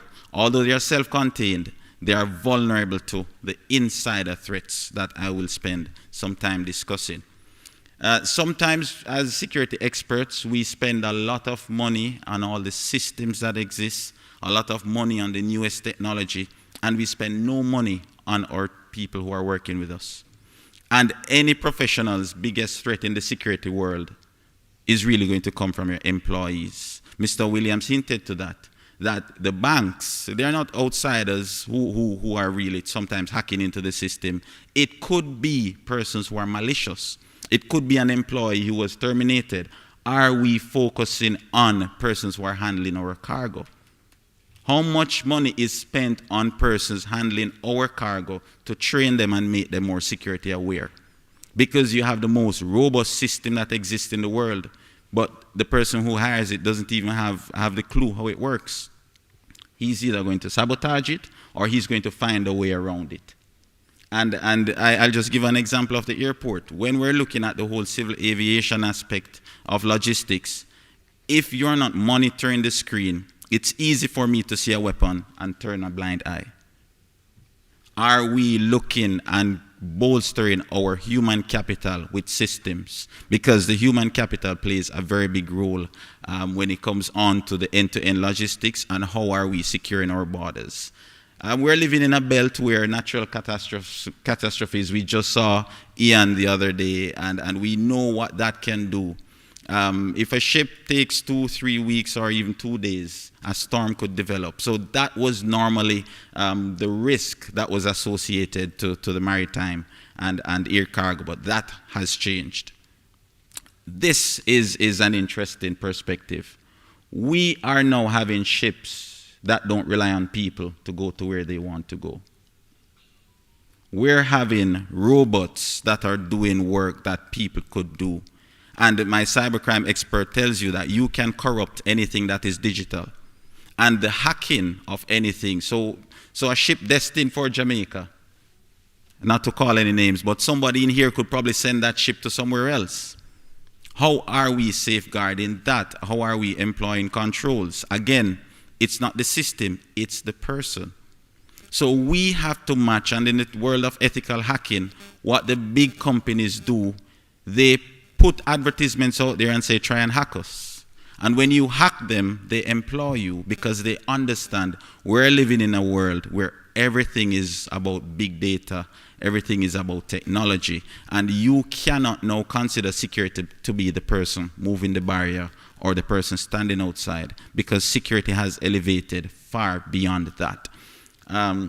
Crewless ships, we will be seeing a lot of that in the coming years. How safe would you be to ship your Bentley on a computer-generated map that takes your cargo or everything that you want to another country? But we are going to go there because security studies have shown that people spoil things and people are corruptible.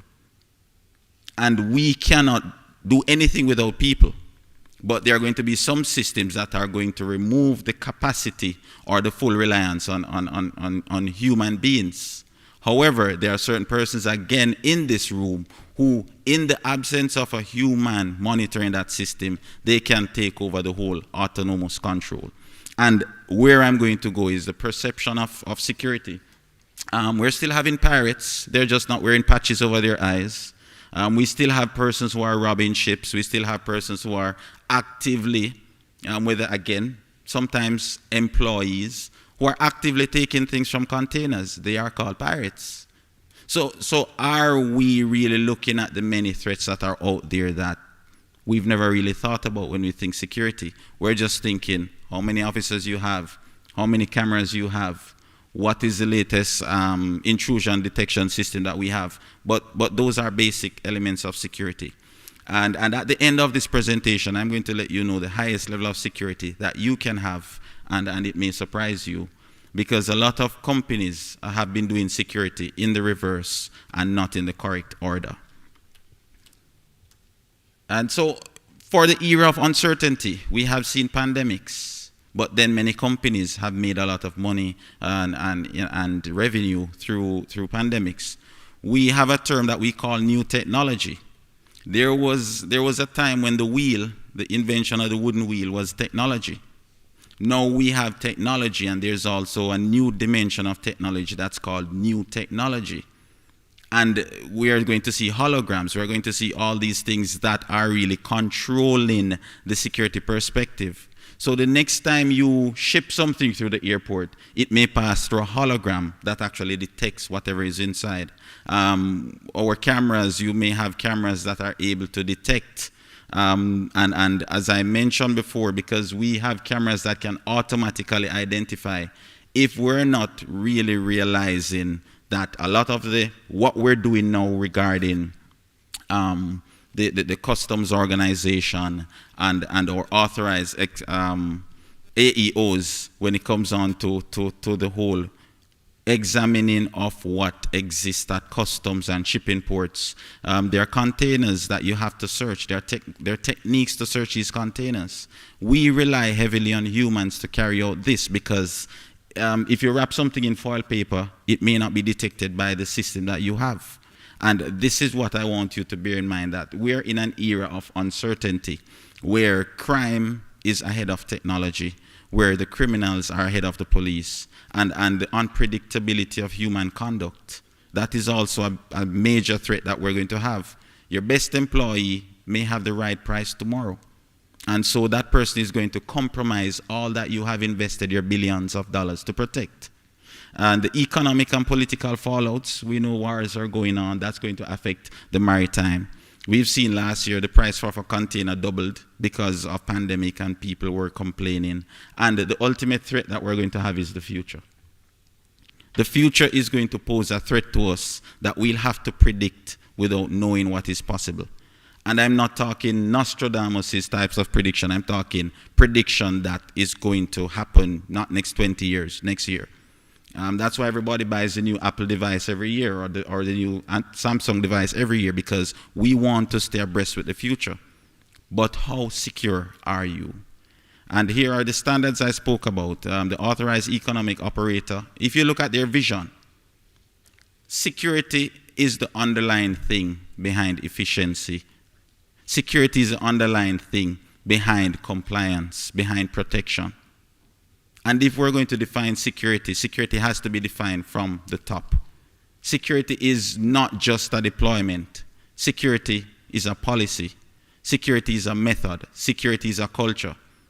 You cannot expect somebody to do a job that the policy doesn't predict. And this is the concept of security that most people have. They talk about physical security. which is a protection of all the elements that are visible. So your systems, your alarms, your cameras, those are all physical security. We can see them. And when you talk to the average person about security, that's the first level of security that makes them feel safe. Then they go to the information security, where the cybercrime specialist will tell you, you must protect data. And data requires certain encryption in the cloud and cloud storage. And then the last thing they often think about is the people. So let's get some people to do the job. And that's where we have gone wrong. The highest level of security anywhere, everywhere, is about the personnel. Your personal security, the clearance that the people have, their integrity, that's where security starts. Security in any organization starts with the HR department. And so when we are employing people to work in the maritime industry, when we're employing people to work at customs, security starts with those people, not the systems. Because over time, these people are going to know the system and how to override it. And that's the first element of security that we need to have, because security is not just an act. And if we want to operationalize security, the big boss has to first love security. Security starts with the CEO. Security starts with the head of the government. Security starts with who wants to feel secure and not who has the actual security job to do. Because security requires a budget, and security must cost you.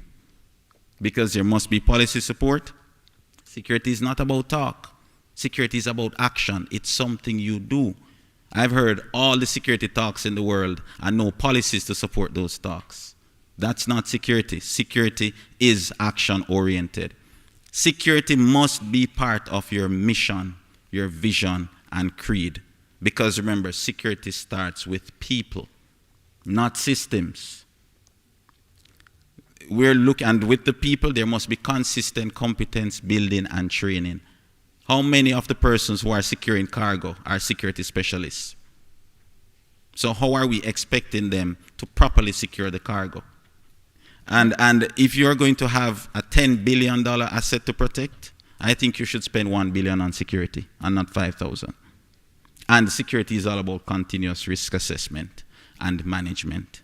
I thank you. I think that's the end of my presentation. I hope I've changed your perspective of what security means.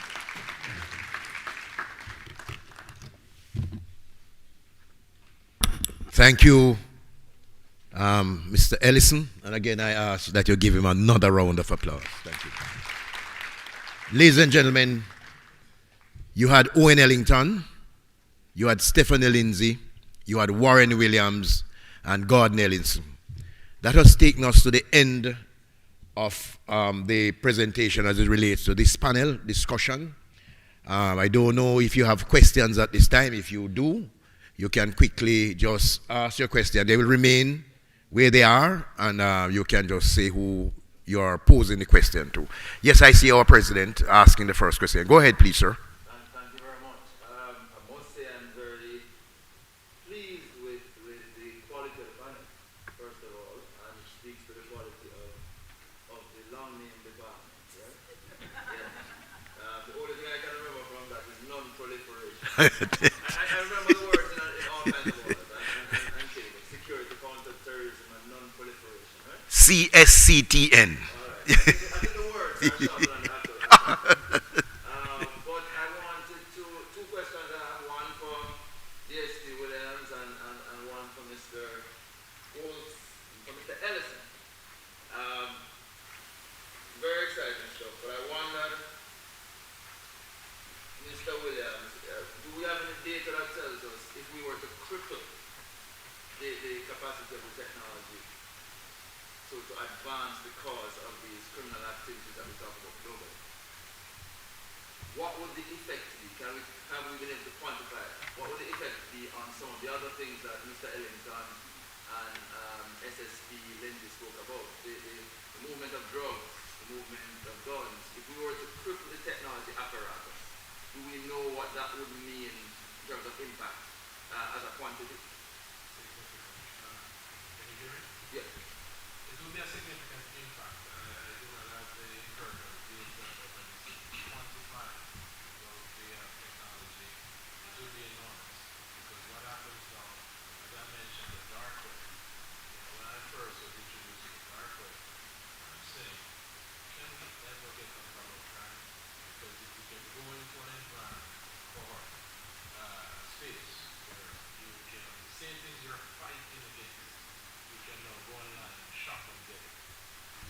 it raised an alarm.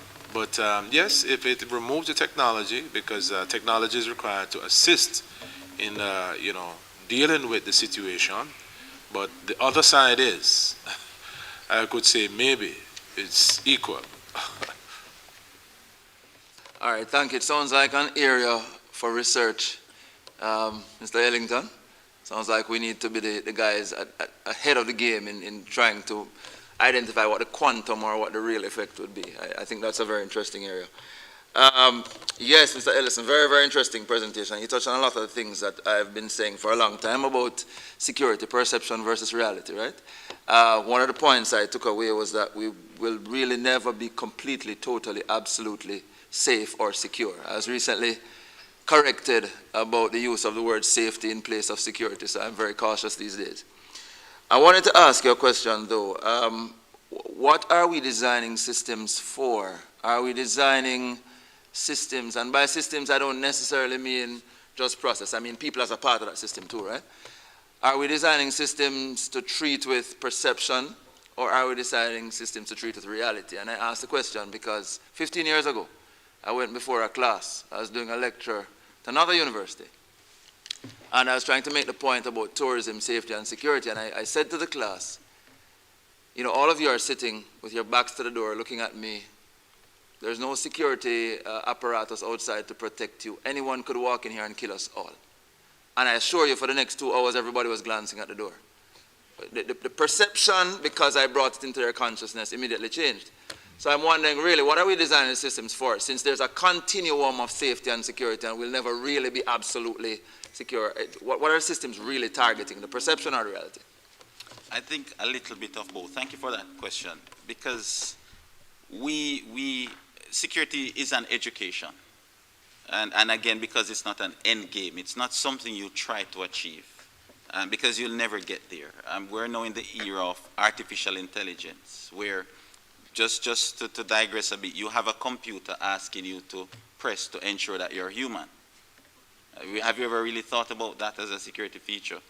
But you find, because security is really something that is actioned, it is normally a perception where people try to protect themselves at all times without even knowing.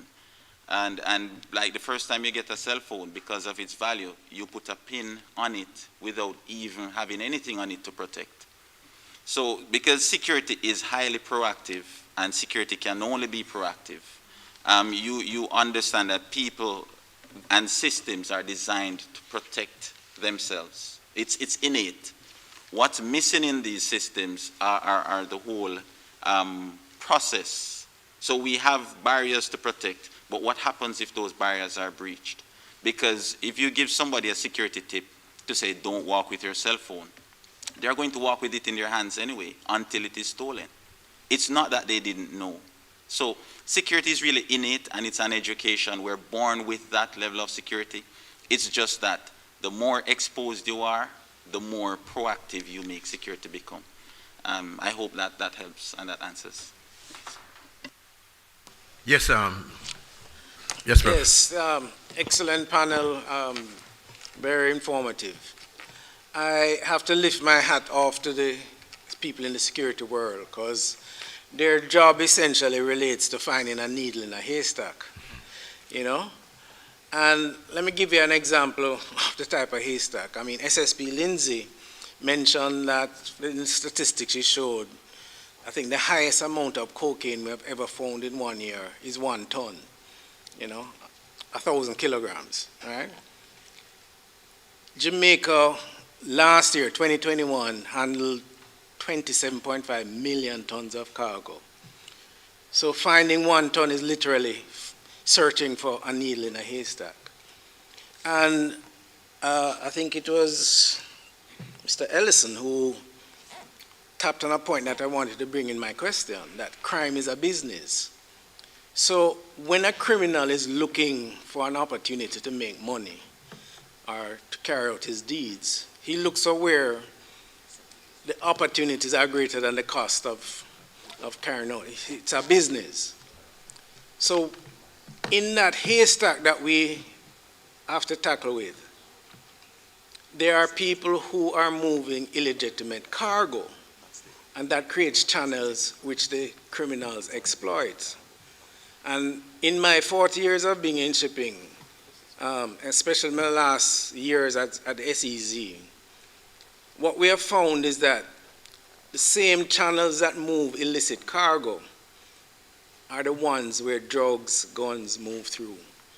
Those are the channels that the criminals exploit. So my question to the team, in terms of your maritime domain awareness, how do you assess that threat? How do you focus on the illicit movers of cargo, which creates the channels for the really bad things like the drugs and the guns? So, all right, let me take that one. So what we look at is the interaction of what we call the asset protector and the threat. They are constantly interacting. And in a given situation, you can have changes because the asset can become a threat. The threat can become an asset. The protector can become a threat. So we look for that constant interaction of those three elements. And you have to do your threat, risk, and vulnerability assessment constantly. So it goes back to even the question that Prof had asked earlier on, whether it's perception or reality.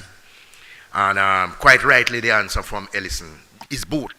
So that constant interaction. So when we are here today speaking about what is happening in the maritime domain, it is telling us that legit cargo is moving.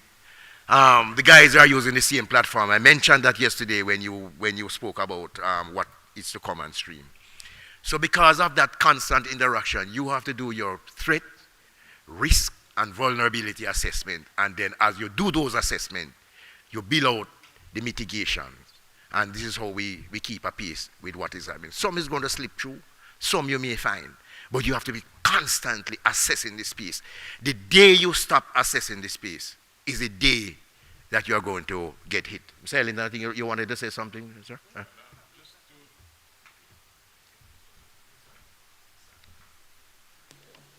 Just to add a little bit about the value of positive perception of security. Because, truth be told, there are countries, the United States, for example, where whenever traffickers are caught, the world knows about it almost instantly. The trial, the prosecution is swift. The punishment is severe. But that doesn't mean trafficking isn't taking place. But there is a view that when you cross their line, there's going to be swift, certain, and severe treatment of your crime. Look at Jamaica. You may have individuals caught with the same volume of cocaine or ganja.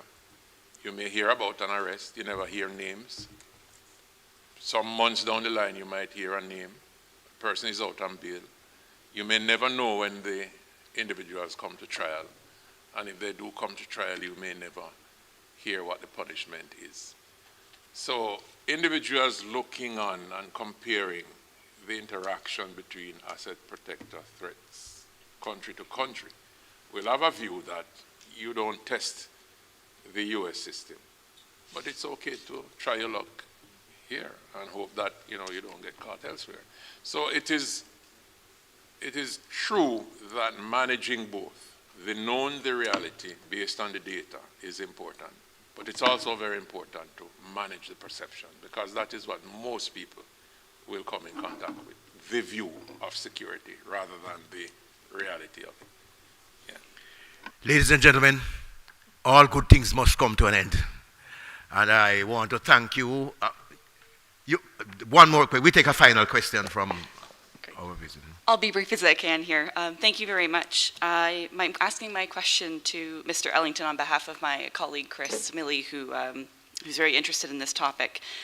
This is more so about the relationship between COVID-19 impacts and climate change in relation to livelihood and changes in criminal activity. So we have a research proposal in on the West African coast where we are examining the link between influences of climate change and impacts on piracy, where those who are being displaced from traditional livelihoods aren't moving away from communities, they're staying in the community and transitioning to another way to generate livelihood, often into piracy, as was mentioned. So my question, more so in the context of maritime security and a strategic direction for the Jamaican context, is should crime prevention be considered, it should be a priority consideration in the context of climate change adaptation planning for Jamaica?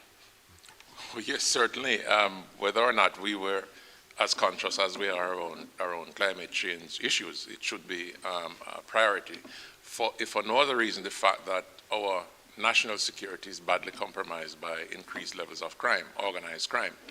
And never mind the fact that climate change may present new opportunities for criminals or diminish some opportunities. Fact of the matter is that they are in crime for profit.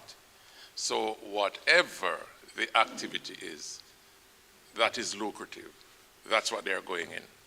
So they are not as much concerned about the climate issues as we are. They are about supplying a demand in a criminal way. And whether it is drugs or guns or aliens or money or whatever it is, that's what they're into. Yeah. Thank you. Thank you. I will now hand over to conference chair, Dr. Johnson. Thank you very much for allowing us to address conference. Ladies and gentlemen, what an awesome power panel. We are going to afford you the season of more reflections, and you can follow up with Mr. Ellington in our coffee break and post. So this is where we are, ladies and gentlemen, by way of time and presentations, and I crave your continued cooperation and gracious sit down in, right? You can put that word in your vocabulary today. We are going for a 15-minute coffee break. We're going to have 2 sessions before lunch and 1 session after lunch, and we'll close after that session properly. And then you'll have some time to chit-chat. We have already said thank you, but ladies and gentlemen, those who know, you know, they said that you didn't hear it from Sir P this morning, you heard it from the people who really are on the front line. And they're still here, so please catch some chat with them as we go to the coffee break. Let us synchronize our watches. Told yesterday that, what time is it, Mr. Thompson?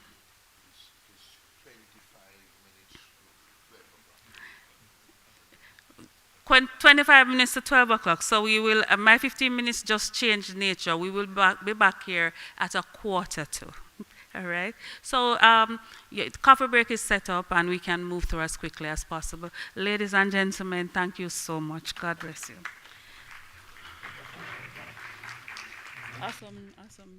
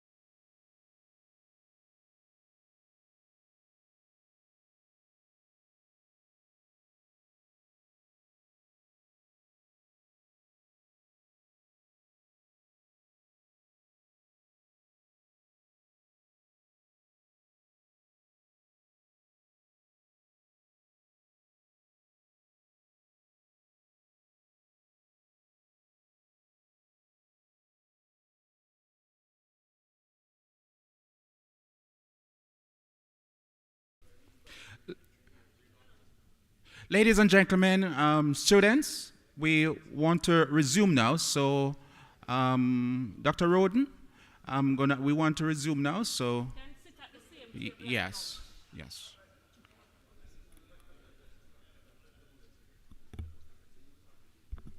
Dr. Miller, Kawuna Miller, we're inviting you to the podium here.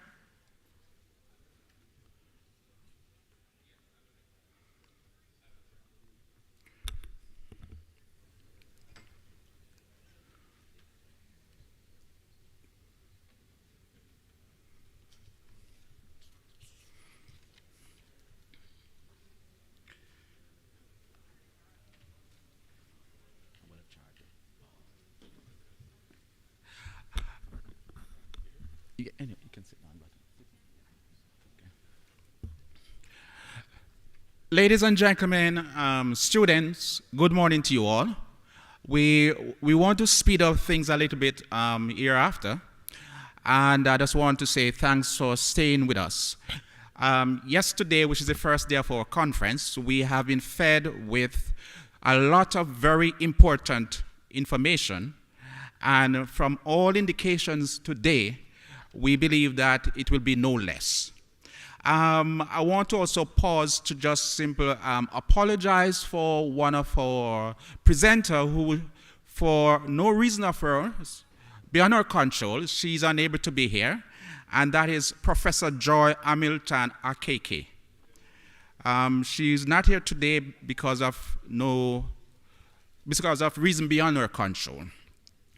We have a very powerful panel lineup this morning to present to us, and I'm going to introduce them all at once, and they will come to us in the order in which they are introduced. All right? So our first presenter is Dr. Kawuna Miller, and he, of course, is a lecturer at the CMU. He lectures across two campuses, two faculty, beg your pardon, engineering and technology, shipping and logistics. Dr. Miller holds a doctorate in engineering from Tokyo University of Maritime Science and Technology. I want to put your hands together and welcome Dr. Miller as he comes to us with his presentation.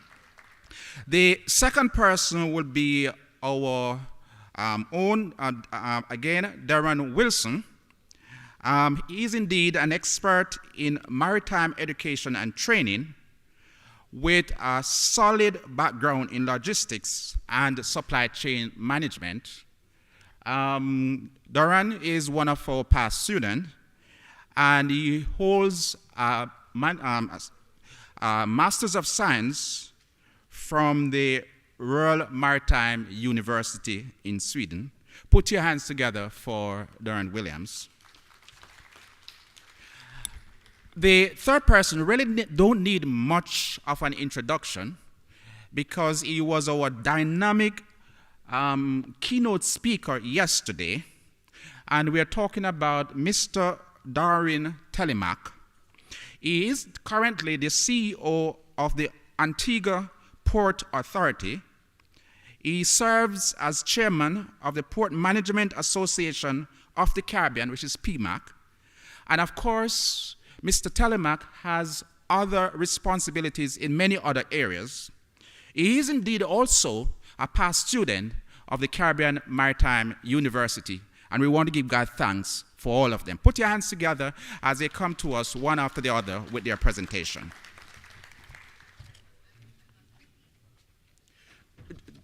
As Mr. Miller comes to us, let me just remind our presenters that they have 15 minutes to present, and I will be knocking the podium when 5 minutes is remaining.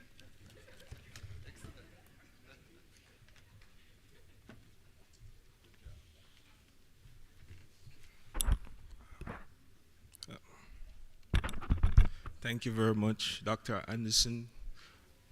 Good morning, everybody. Hope everybody's enjoying themselves. I tried to be on time, sir. I don't want you to knock on the door, all right? Okay, so my name is Connor Miller. I'll be presenting on logistics performance influence on the Latin American region's export. And so, this is down. Let's change this. Thank you. So, we know that logistics plays an essential role in terms of nations' growth and economic development, and the role as fosters productivity as it relates to the export sector, and it's one of the key components that drive trades that is vital to modern economy. Now, the Panama Canal expansion has changed the dynamics of the maritime trade within the Latin American region, and is therefore it's important to determine the logistics performance as it relates to trade with the advent of neo-Panamax ships.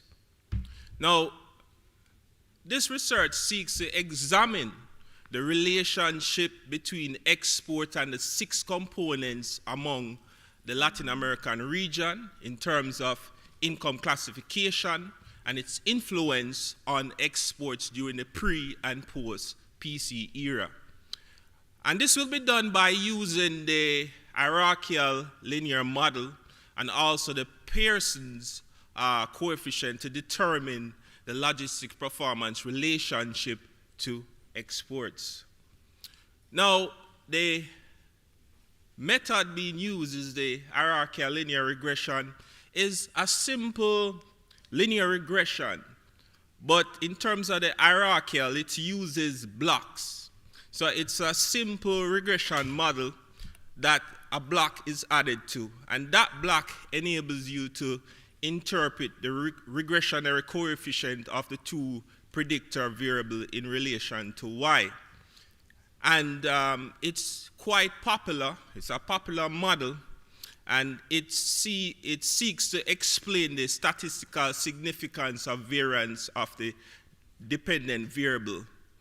And it also a special multiple regression analysis in which you have more variables added to create what we call blocks.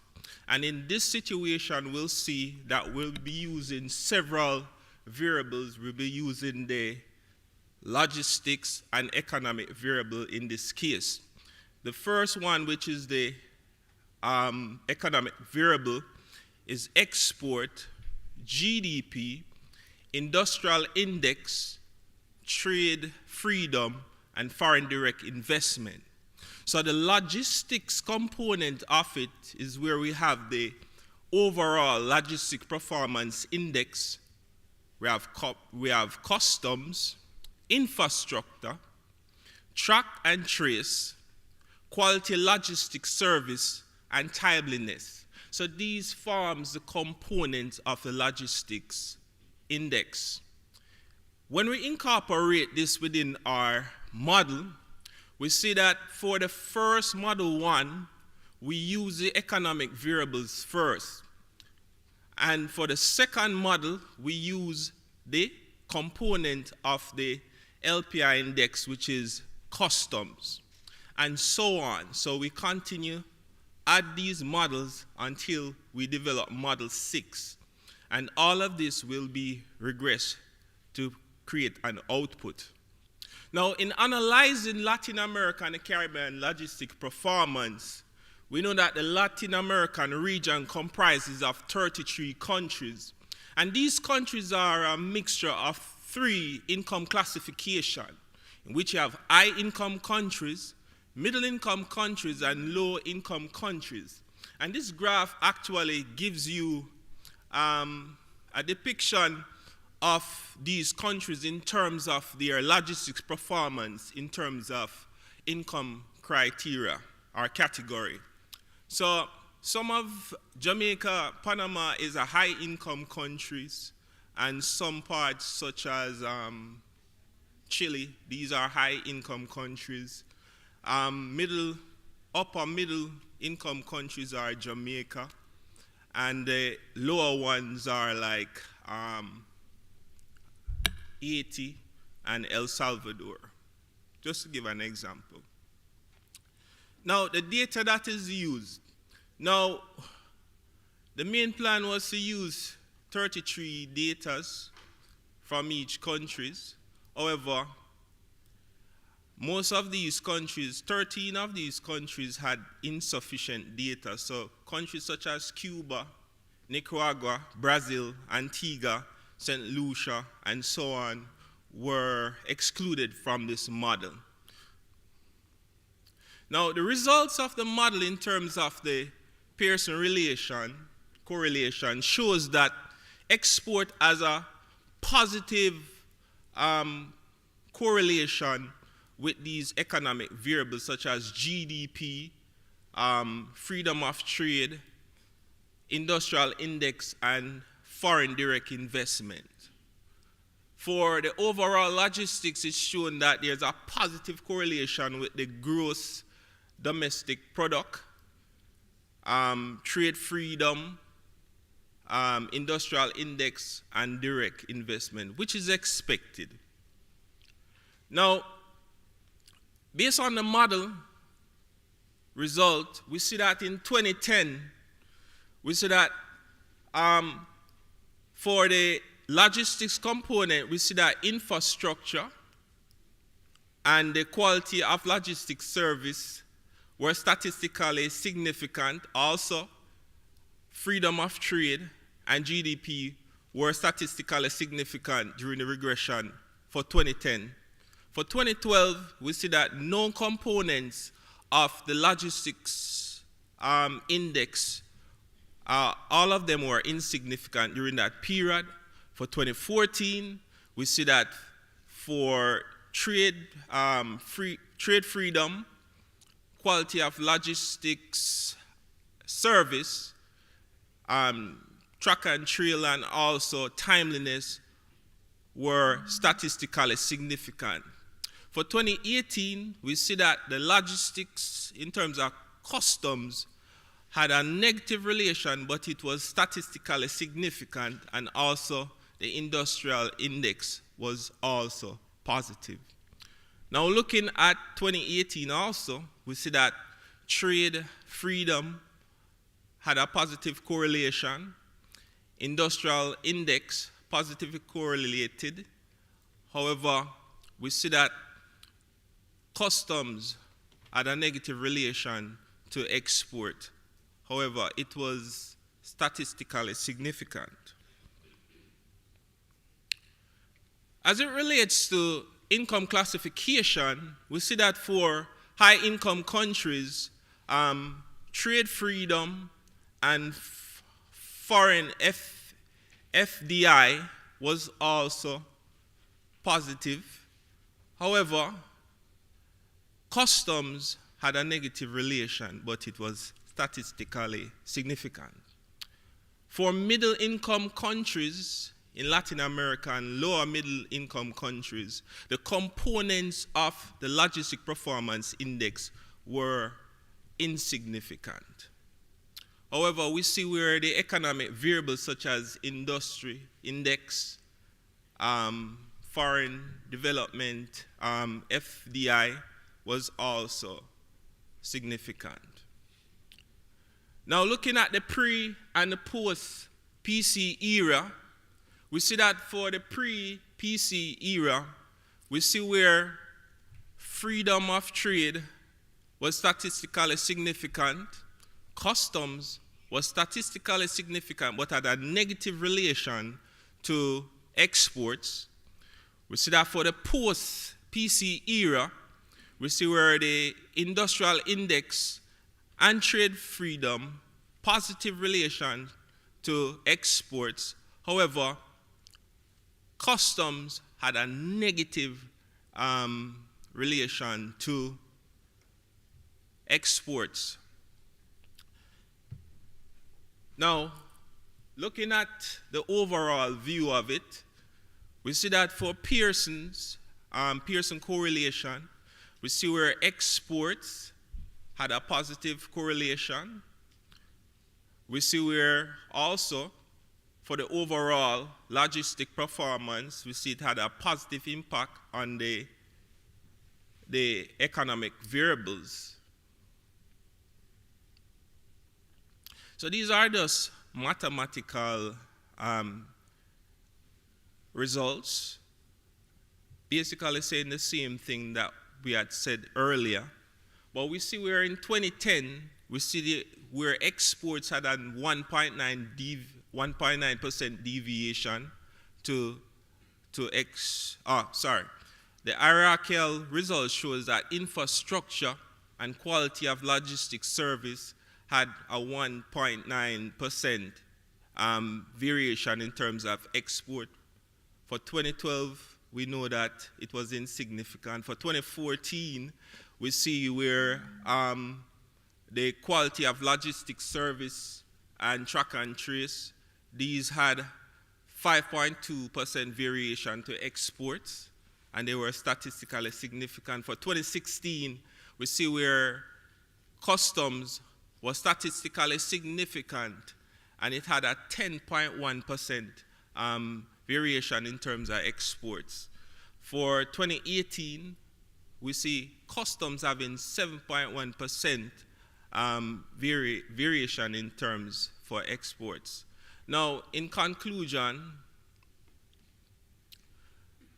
we see that for 2016 and 2018, customs, the model shows customs as having a 10% and 7% variance in export.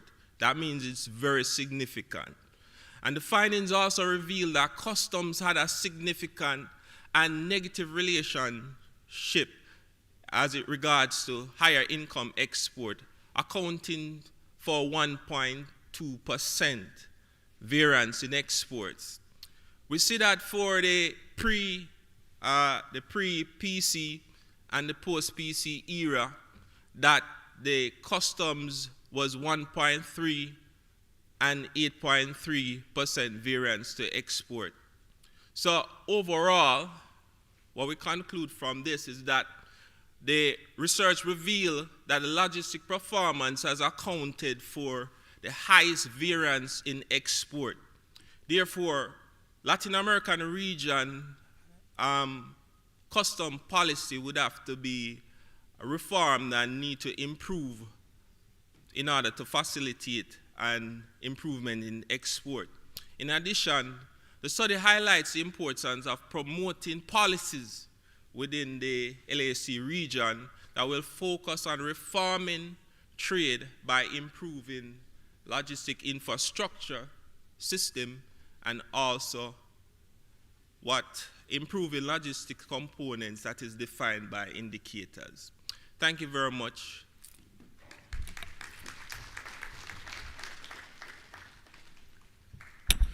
I now invite Mr. Wilson to come and make his presentation.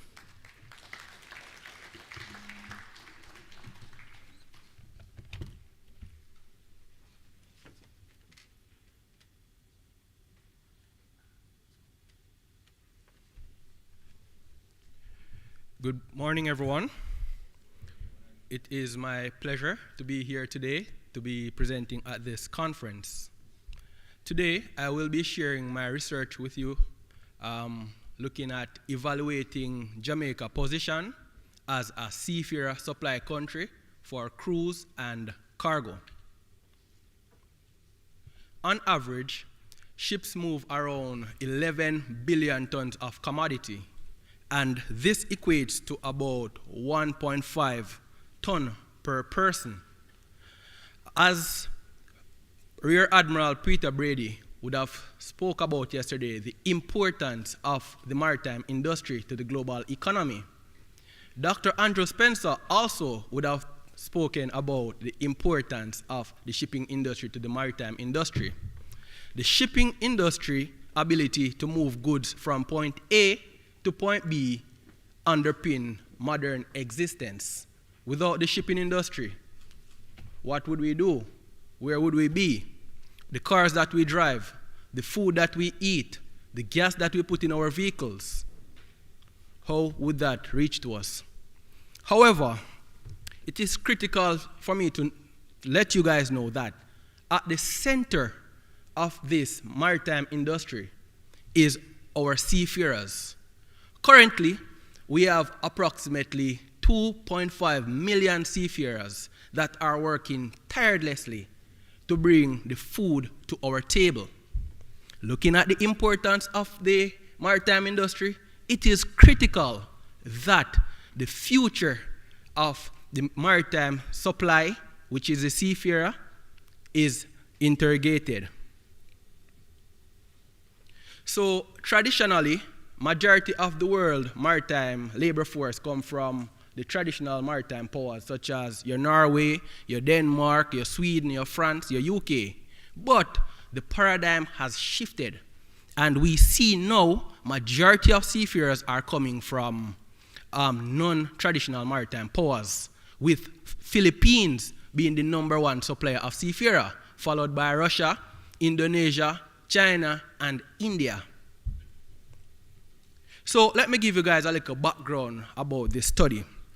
So according to the Baltic and International Maritime Council, BIMCO, seafarers are in short supply.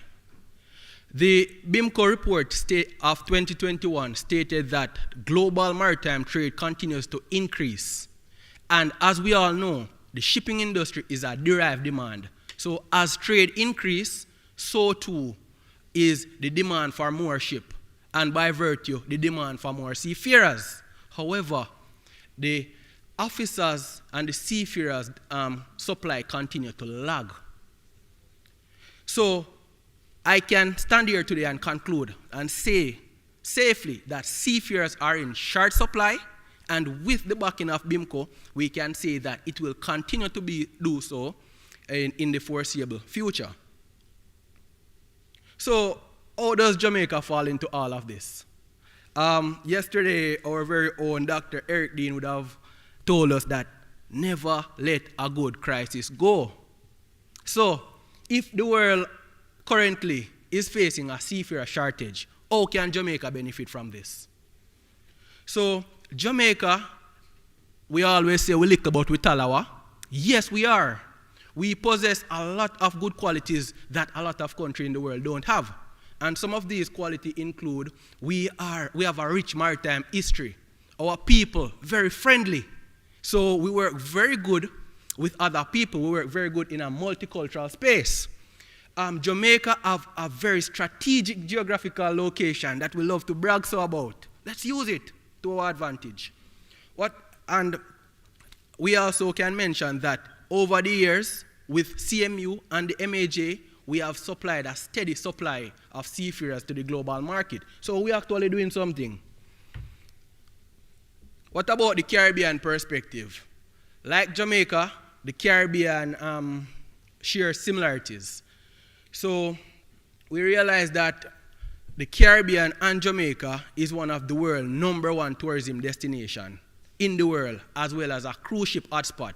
But we realize that the ship owners have neglected us in manning the ships in terms of supplying the officers of the vessels. So the neglect may be as a result of the remoteness of the Caribbean from the ship owners, given that most of the ship owners are from countries like Singapore, China, and Greece, and all these other countries. Or it could be as a result of, in the Caribbean, we just have a weak maritime education and training system. So the purpose of this research was basically to interrogate Jamaica's position as a seafaring labor market through the prism of the industry apparent scarcity, while examining Jamaica maritime education and training system as a tool for nation building. What I realized in my study, in Jamaica we normally tend to look in, but now let's look out. How can we get more Jamaicans going to sea? What is the status? What is the situation? And that's why I selected this study. Currently, for my fellow researchers, if we're doing a research and we want to understand what is the status of Jamaican seafarers, there is little to no research about our seafarers. So my research was commissioned to fill this gap in the literature while contribute meaningful work that we can utilize to build our policies and move forward stronger as a nation. So, as mentioned before, the shipping industry is what we call a derived demand. As trade increase, demand for ship increase, seafarer numbers supply will automatically increase. And that's according to MA 2020. A very important thing that I must note is that in the year 1980s, there was a significant structural change in the shipping industry. And this was the introduction of the open registry system. And the open registry system is the mechanism which gives ship owners from all over the world to register in any country and by virtue employ their seafarers. And our very own Rear Admiral would have spoken about that yesterday and the role of MAJ in facilitating this. So the fact that you have an open registry system, Jamaican seafarers, if a ship registers in Jamaica, Jamaican seafarers can be employed on these vessels. Why do we have a shortage of seafarer? According to Livingston, the seafarer career is characterized by spending long time at sea, loneliness, frustration, and these things lead to a contribution of seafarer shortage. This point is important for me to note. I'm sure some people might wonder, we don't own any ship in Jamaica, so why should we invest so much in seafaring education? Well, the research have shown where the relationship between the number of ships you own as a country does not have any association with the amount of seafarer that you supply. It has a negative correlation. Let's take a look at Philippines. Philippines is the world #1 supplier of seafarer. However, Philippines don't own 5% of the global tonnage. So that's something for us to definitely investigate. So as mentioned before, there is definitely a gap in the literature, and my research aimed to fill this gap by providing information regarding the status of Jamaican seafarers. In order to collect my data for this study, I employed a mixed method research method where I utilized both qualitative and quantitative data, and this gave me a more accurate picture of the status of our Jamaican seafarers. I interviewed many professionals, seafarers, policymakers, persons from METI, just to name a few. And here are just a few of the persons that I interviewed and their qualifications. The seafarers, however, 30 seafarers fill out the questionnaires, and majority of the seafarers came from low income. Majority of the seafarers were male. Majority of seafarers came from relatively large household, occupying of 11 to 15 persons, and majority of the seafarers were between the age of 26 to 32. So let's take a look at the major findings, because I'm sure you guys want to know, what did I find out in this study? So majority of Jamaican seafarers learn about the career of seafaring through word of mouth. Word of mouth. We all can agree this is not optimal. How can you build a country and investing in seafarer education and people learning about it through word of mouth? We have to get strategic communication channels to push out the information and encourage more people to come into this field. Majority of Jamaican seafarers don't have other relatives that are seafarers. When you go to a country like Philippines, you will realize that in almost every single house, you have 2 seafarers. Most people will want to become seafarer because my uncle is a seafarer, my cousin is a seafarer, but that's not the case in Jamaica. None of the seafarers that took part in the studies received any form of government funding. And this right here is a cause of concern, as maritime education is very expensive, and I'm sure CMU would welcome some government support and other form of funding. So, as mentioned earlier, Jamaican seafarers are good English communicators. They're highly trained to the STCW compliant. And to let you guys know, Jamaica is on the IMO so-called whitelist. And this speaks volume to the quality of training that CMU produce. So that's something for you guys to clap about. It's also important for me to mention that Jamaican seafarers have good cultural skill. They work good with other culture people.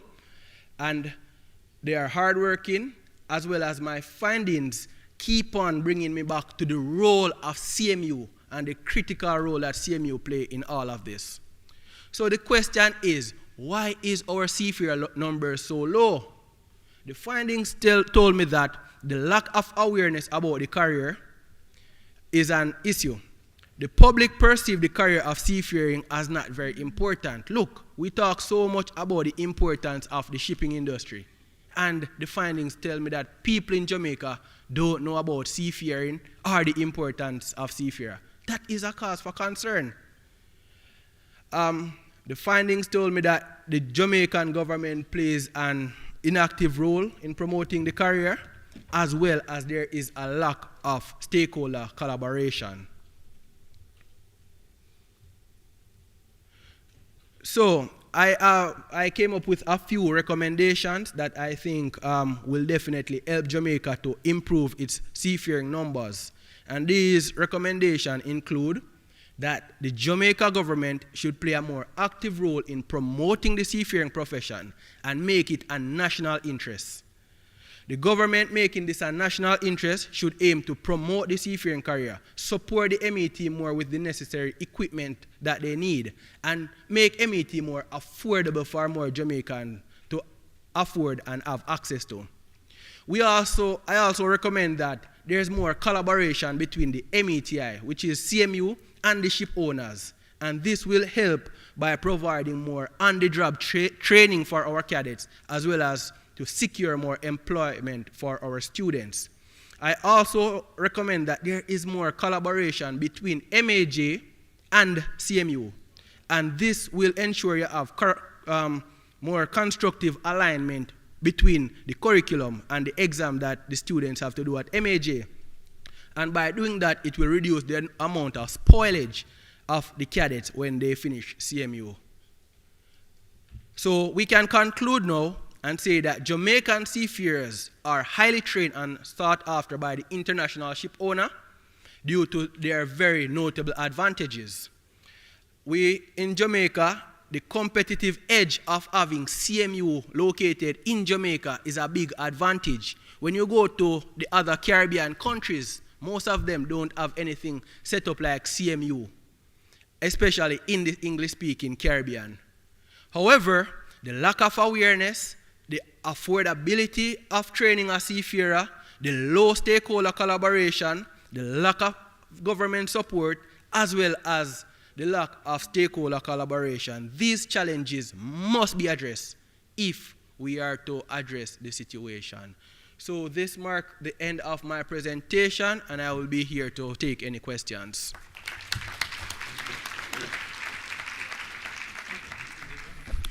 Thank you, Mr. Wilson. Jamaica highway, isn't it? And we are very happy that we are spreading that highwayness. Is there such a word? To other places, all right? At this time, we're going to invite our, next presenter, our presenter, beg your pardon, Mr. Telemark, to come to us. Thank you. I have 15 minutes, so we're going to get real quick. Dr. Spencer, Professor Ajaguna, not being controversial, but I want to make a very important statement. That was a very brilliant presentation done by this young man, and I want to congratulate him. This is his first time up, so he's an opening batsman. He batted well. But my point was, the first presentation, I'd like to challenge it a little bit. I like the statistics, I like the detail, but let's take out LAC. So next year when we come, it's going to be Caribbean. Let's work hard at CMU, Dr. Spencer, to get the data. so we can represent our reality and speak at these conferences about us. We would like to see that happen, and we at PMAC, we represent 21 ports in the Caribbean. We want to work with you and your team. Dr. Ajaguna spoke about that student part of PMAC. We want to bring them in because we don't have the data well. We want to give this guy that data because I'd love to see that in the form of this statistics report that speaks to the various parts of the port we need to change. That's not my presentation. You have the wrong one up, but I can start while you put it up. So before it comes on, I'll keep going. The Caribbean is at a crossroads, which is what the slide should say. And it's at a crossroads because we are challenged by a reality. Everyone in this, before I go on, I want a young CMU student to stand up real quick, real fast. Anyone, CMU student on either side, somebody stand up. Tell, where are they? They're here in the black and white lapels. Yes, who is a Jamaican artist? Tell me one. A famous Jamaican artist right now. Give me a name. What's it? Popcorn. She said popcorn too? Coffee? Popcorn and coffee. Don't eat that together. But two good points. If they don't put up my screen, I can still do my presentation. Would you go to a popcorn concert? Would you go to a coffee concert? Good. Would you keep going to a coffee concert if they did the same thing every time, all the time? Would you keep going to a coffee concert if the band was worse than the first time? And what if the band got worse the second time and the third time? Would you keep going?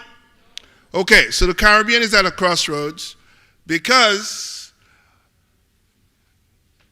our carriers, and I'm a port guy, so I'm going to speak to a port guy. And I see some people here that I love so much, some of my professors that engage with us at CMU. Ships are leaving the Caribbean in record numbers. And I mentioned yesterday I would speak a little bit about that, and I want to do that today. So keep the coffee and the popcorn concept a little bit. Why are they leaving? Now, part of the statistics that I wanted to share with you, and one that I want you to have, is the reflection that our ports are handling more cargo than we did 20 years ago. So remember, there are single ports in our islands, and our throughput has grown up. Our throughput is followed by higher expenses for the importers. So they're paying more money, and we have more cargo. Economics is real, people. If we have more of something, and it's high and at a higher price, why are these ships leaving? Makes no sense. Competition means that other people will be looking in that space and saying, wow, let me take advantage of it.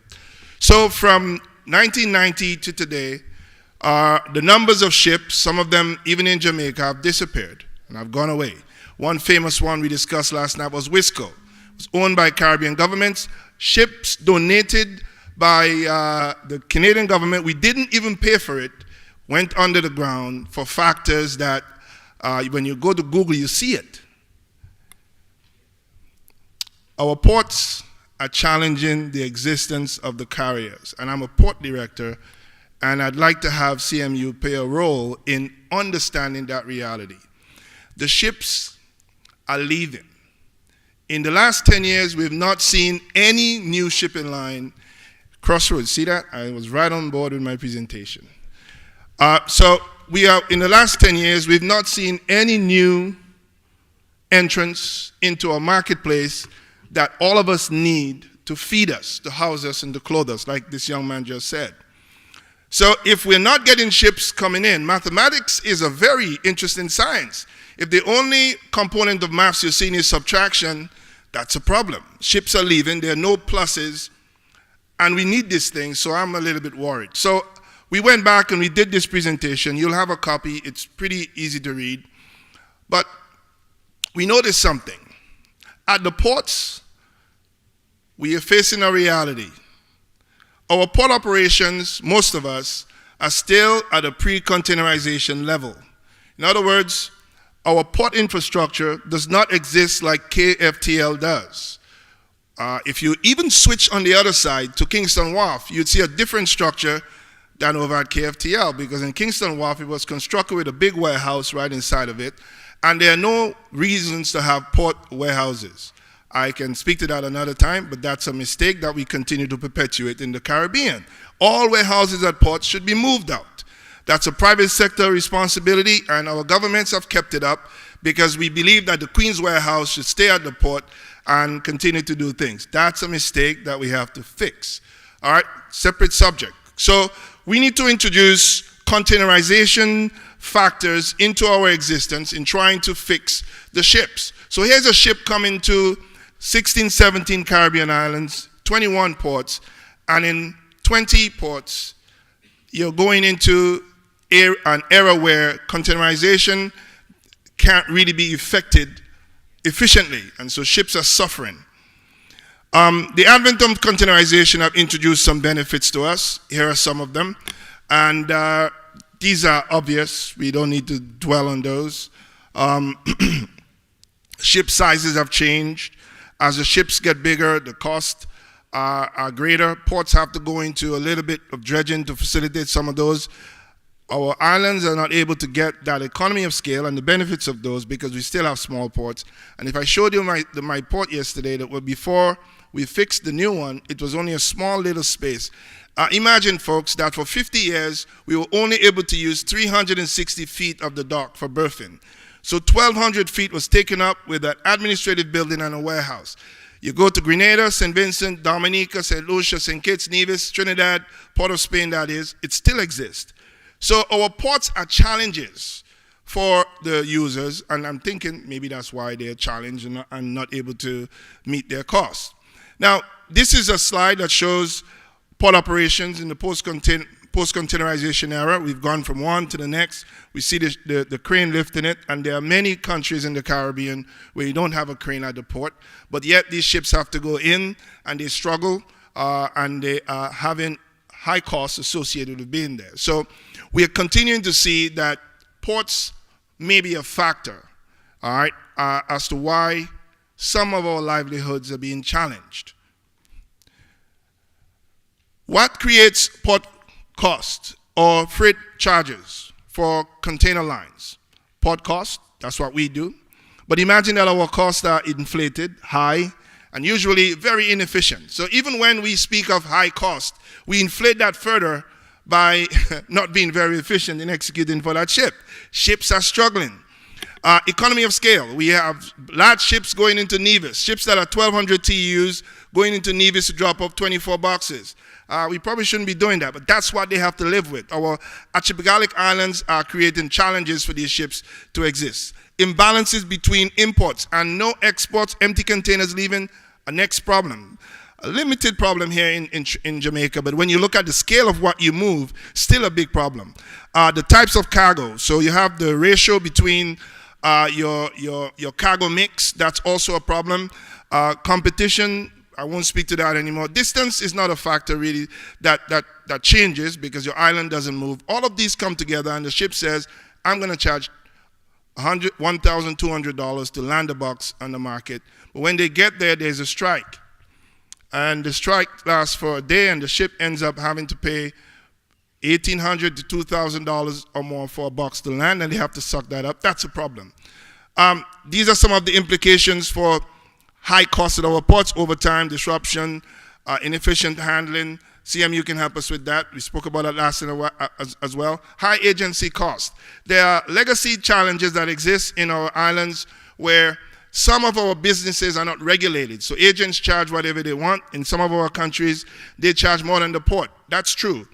Some charge equal to the port. For example, if you want to do the maths, we charge $28 a ton to move a container as cargo handling. Every agent charges every ship the same amount. Why is that happening when the agent has no infrastructure, no liability? But that's what happens. Why are we allowing that? So this is our Caribbean, and ships are saying, we probably can't survive with this.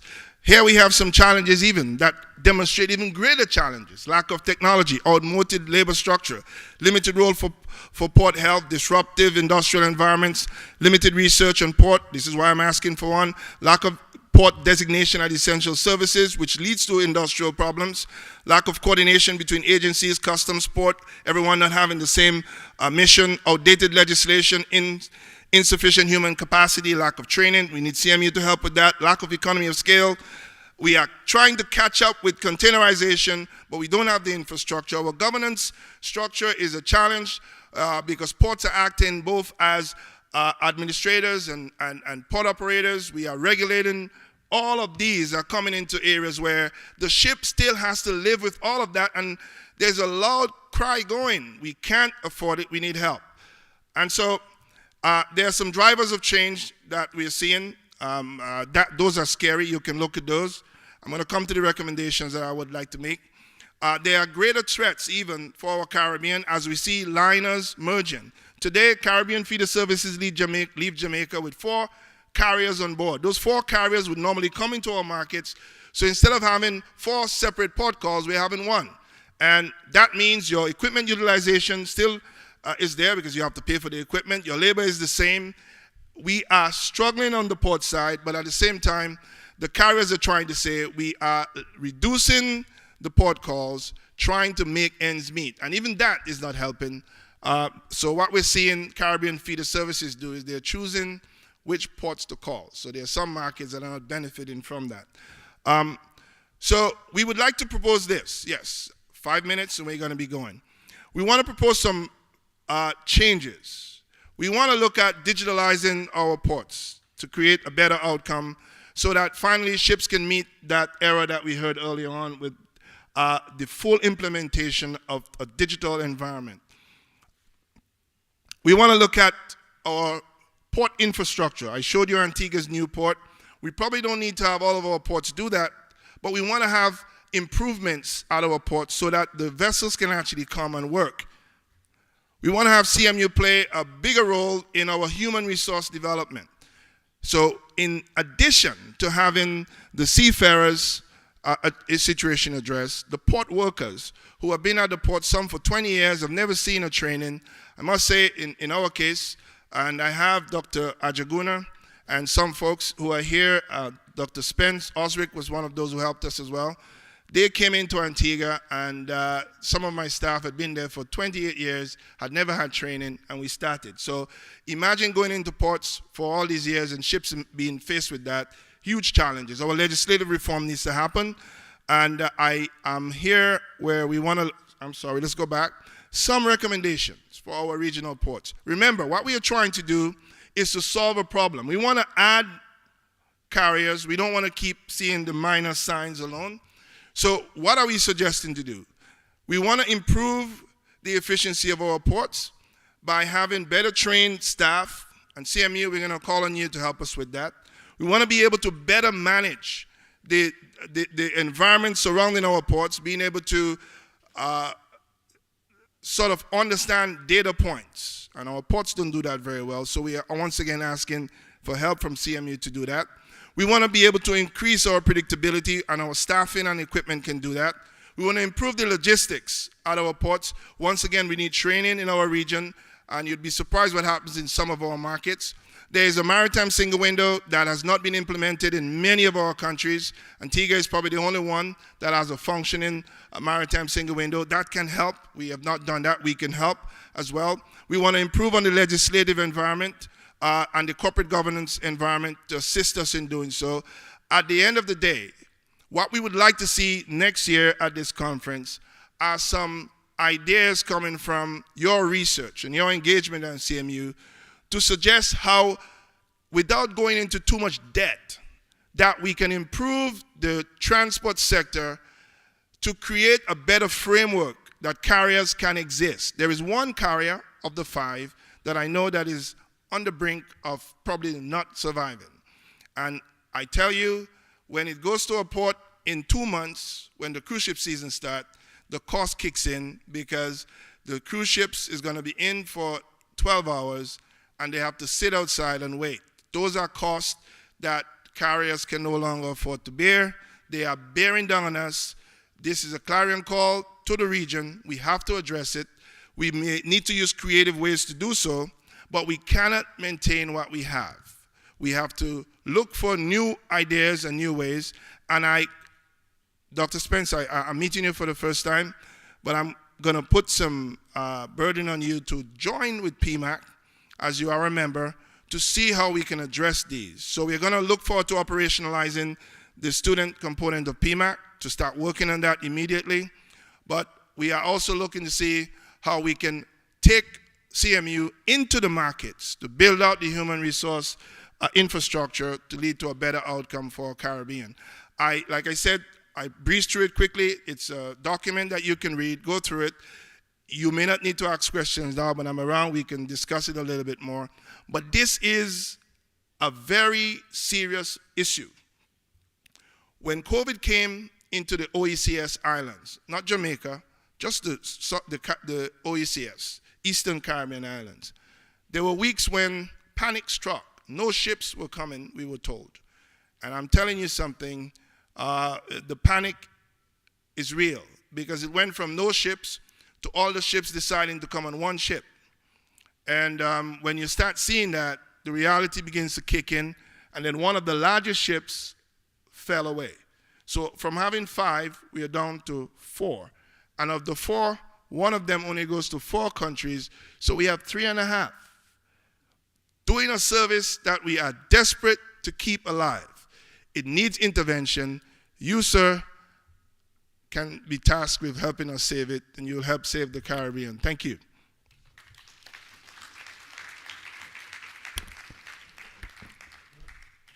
Thank you very much, Mr. Telemark. At this time, ladies and gentlemen, it is your time to participate in this session. So I'm going to give you an opportunity to ask at least 3 questions.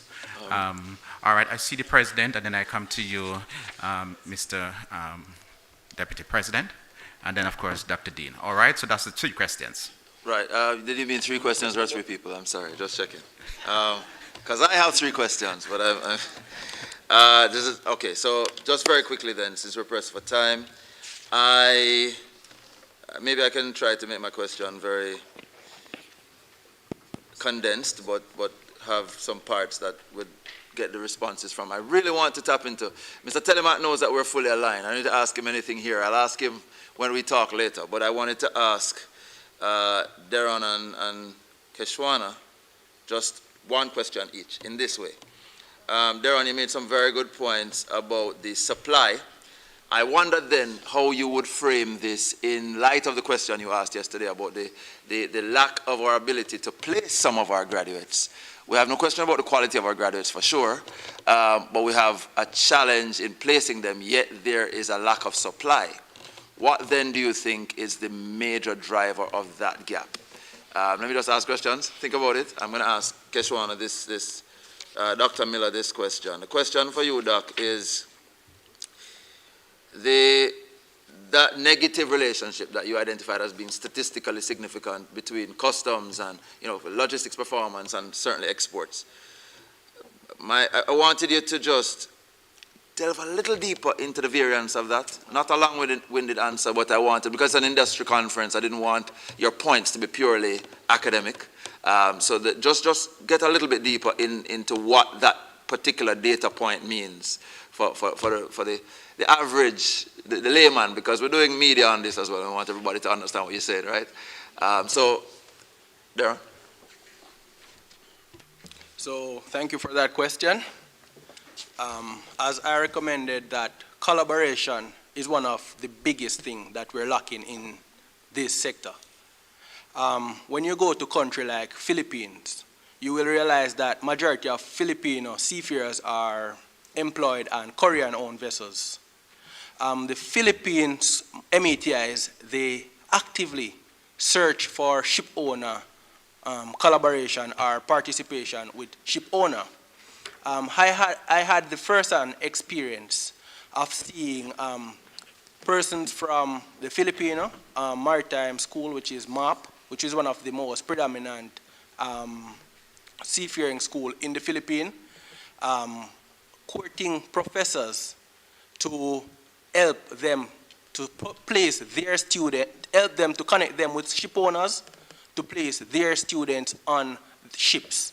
Because I had a very connected professor at the World Maritime University, right? So just saying this to say, at CMU, we have to go out further into the industry and get some more ship owners to come in. For example, you have organizations like the World Maritime University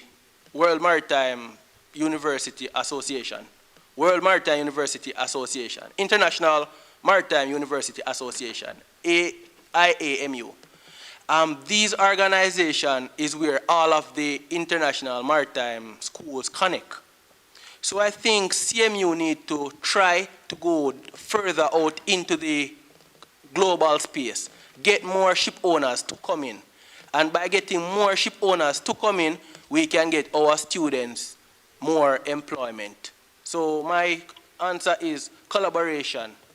All right, so thank you. I don't want to, we're pressed for time, but I wanted to make the point that on our last check, CMU had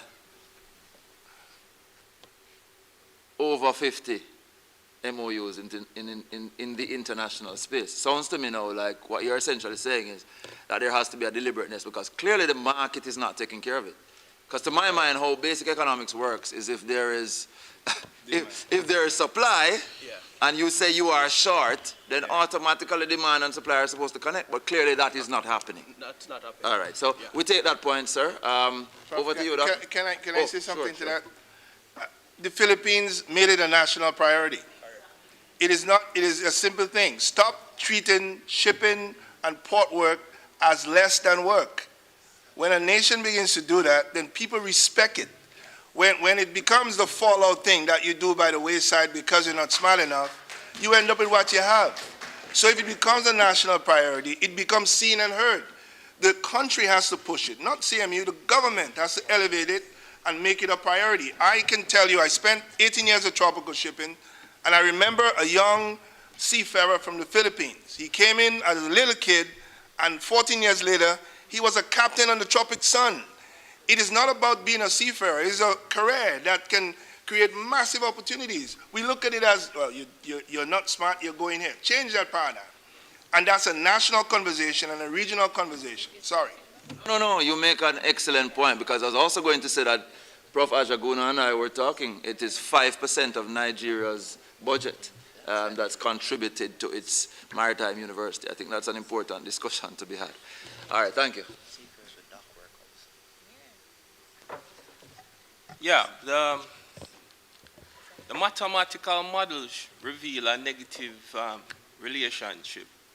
By right, it should be positive. If you look at most developed countries, there's a positive relationship between export and logistics. Now, the negative relationship means that there are discrepancies. And several authors have concluded that these discrepancies are because of the inefficiencies of customs and corruption. So even though we dealt with the mathematical aspect of it, it revealed something striking that we all are facing in Latin America. And we all know that logistic performance has a positive impact to economic growth. Thank you. Excellent. That's what I wanted the average Jamaican to hear. Or Caribbean national, inefficiencies and corruption. Thank you. Our Prof, and then Dr. Dean. Thank you very much, Mr. Chair. Probably more of comments than a question. Darren, I want to say a very big congratulations. I'm so happy to see you stand there, make your presentation. I remember when he came to CMU in his first year, he was like my son. Most of the time we'd be under the gazebo reasoning with each other. And one day he asked me, say, Prof, when I grow up, what can I do so that when I grow up I'll be like you? I say, I want you to be bigger than me, but you need to be focused. And so I'm very happy to see you here this morning doing that presentation. And my second comment, I think Darwin addressed that partially, if I should say. Sometimes in 2016, IDB engaged us to do a paper for them. And if you look at all IDB papers, it combines Latin America and the Caribbean. But we disaggregated that in our study. And when you look at that, Latin America is a production economy. Yeah. The Caribbean is a service economy. When you combine the two of them, you see positive result. But when you disaggregate, positive for Latin America and very negative for the Caribbean. When we presented the paper, they said to us, we are sorry, we are not going to publish this, but we will pay you your money. Thank you. So you need, if you go back and reanalyze that paper and separate the two regions, you will be amazed what you see for the Caribbean. Thank you. All right. Dr. Dean, you can go ahead quickly. Yes, mainly just a comment. Thank you, Darren. Excellent presentation. I just want to throw out a request to Prof. Spencer and Ajaguna. In order to promote seafarers, I think a very effective tool would be to look at the seafarers that CMU, from it was CMI coming up, has produced since 1980, and tracking them and see where they are in their careers and what they have achieved, and use that to promote and let the public know what a seafaring career means, and that will support your point. So yes, thanks, Doc. That is a deliberate path that we're taking. In fact, we've started to curate a lot of the stories. We're getting testimonials where we want to do a proper tracer study. We make this thing real. I mean, you have to formalize your activities, and so we've already started to get some of the testimonials. Mr. Gordon is going to put together something wonderful for us. We start by doing that. And then we have the formal tracer study to support, and I think that would be a good place to initiate those discussions of making this nationally important. Thank you so much. Dr. Graham, all right, I'm going to just plug this one in, all right? Yeah, I just wanted to say that there are two, I'm not sure if it's clear from Darren's presentation and the discussion, that there are two issues to think about when we're talking about seafarers and placing seafarers. They have to get their sea time. So before they finish and can go out to look jobs, so it's getting the sea time and getting employment after they have completed their studies and have their COCs. Now, both of those are very challenging, and even developed countries, countries that have ships, have problems getting their seafarers trained because ship owners do not want to take on cadets because that's a cost to them most times, and also they're taking up space, and for ship owners it's about making money. So we have to first of all get our seafarers their sea time, and to me that's the more important one. And then we also need to look to getting the seafarers jobs. Now, in terms of the BIMCO study, there is some maybe controversy. I remember somebody at the Seafarers International Research Center did a study on what it means, what this shortage means, because a lot of it is coming out, even though they claim it's an international, a global thing, it's a lot of it is speaking to Western. Dr. Graham? Yes? Please. I know you're sharing some very important information here, but in the interest of time, you think we perhaps could just wrap it up? Yeah. So it is speaking to Western seafarers, and also we have to understand the psyche of the ship owners, because we're looking to develop countries to place our seafarers, and we cannot deny the prejudices and discrimination that exists out there. So we also have to understand the psyche of the ship owners in terms of trying to place our seafarers. And final point two, just to endorse what others have said, it has to be a deliberate and very orchestrated policy or plan or vision by the country to get this school going. It's very important. It has an important role to play, and I don't think we're giving it the attention that it should get. Yeah. All right. Thank you very much, everyone, and thank you to my presenters. Thank you so much. Okay, ladies and gentlemen, I have the hard task, the one where you look like you're bullying people, but no, we are running out of time. Dr. Clayton, please bring your panel. We'll be going to lunch in half an hour. Yes, and so I think I've said what I need to say. Professor Spencer and Professor Ibrahim and Professor, you notice how many professors are in, and Professor Brown, the engineering students of the Caribbean Maritime University has already put on the table their demand letter that next conference must be focused on engineering. And so the next industry conference will interrogate, among the other industries, the engineering industry, and we are giving them a commitment to that at this conference. Andrea, over to you.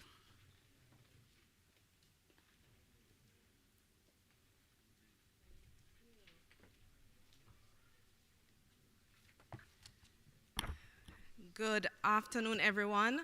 So you see, she only gave me 30 minutes, so we have to be on time, guys. Okay, so let's go. It's been a pleasure. All 2 days we've been hearing a lot about the importance of shipping, logistics in this era of uncertainty, and we all agree that this happens on the ocean. So in this session, we're going to be talking about the blue economy, and I'm going to first spend a little time just to get us to understand what we mean by the blue economy, because it's a term that's being used a lot in the Caribbean, but I'm not sure everyone understands what we mean, because it's not the same as the ocean. All right?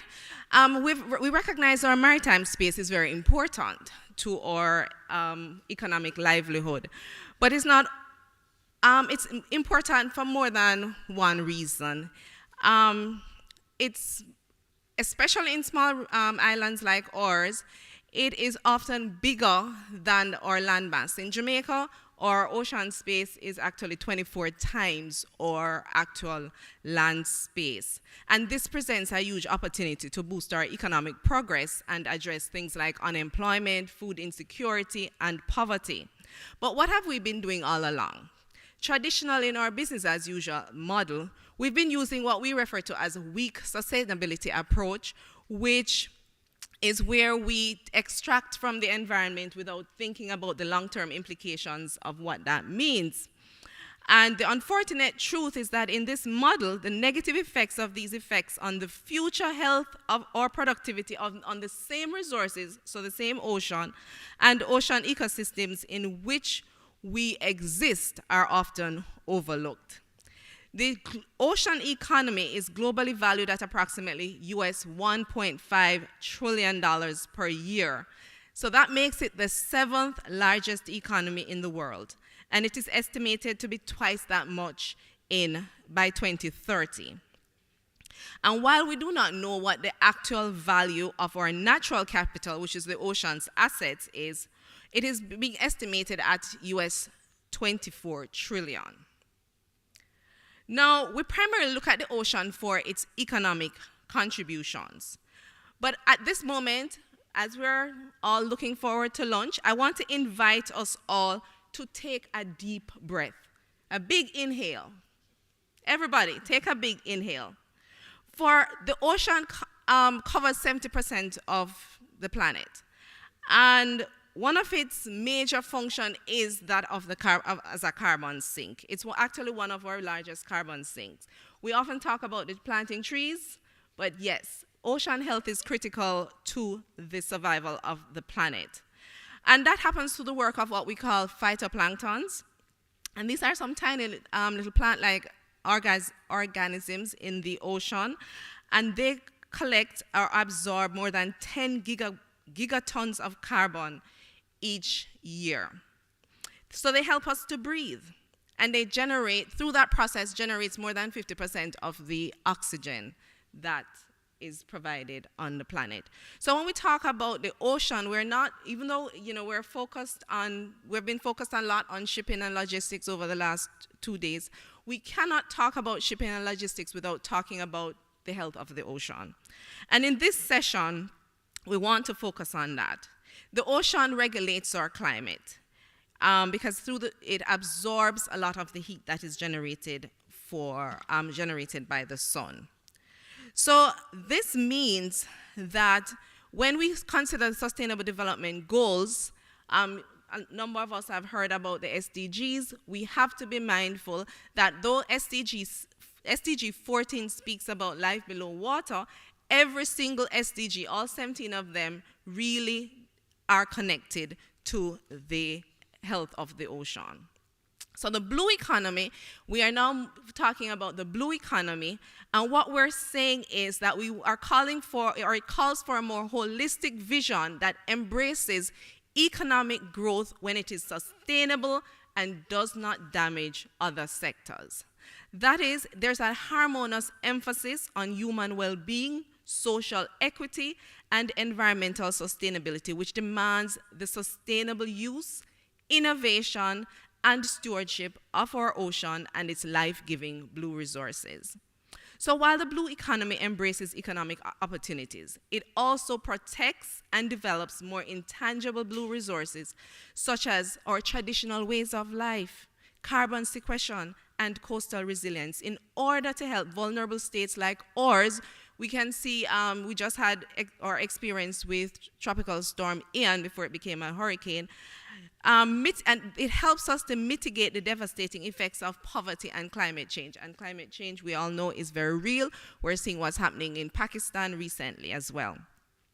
Ladies and gentlemen, the blue economy is not only important because of its potential to deliver economically. It is important because approximately 40% of the world's population live near coastal areas.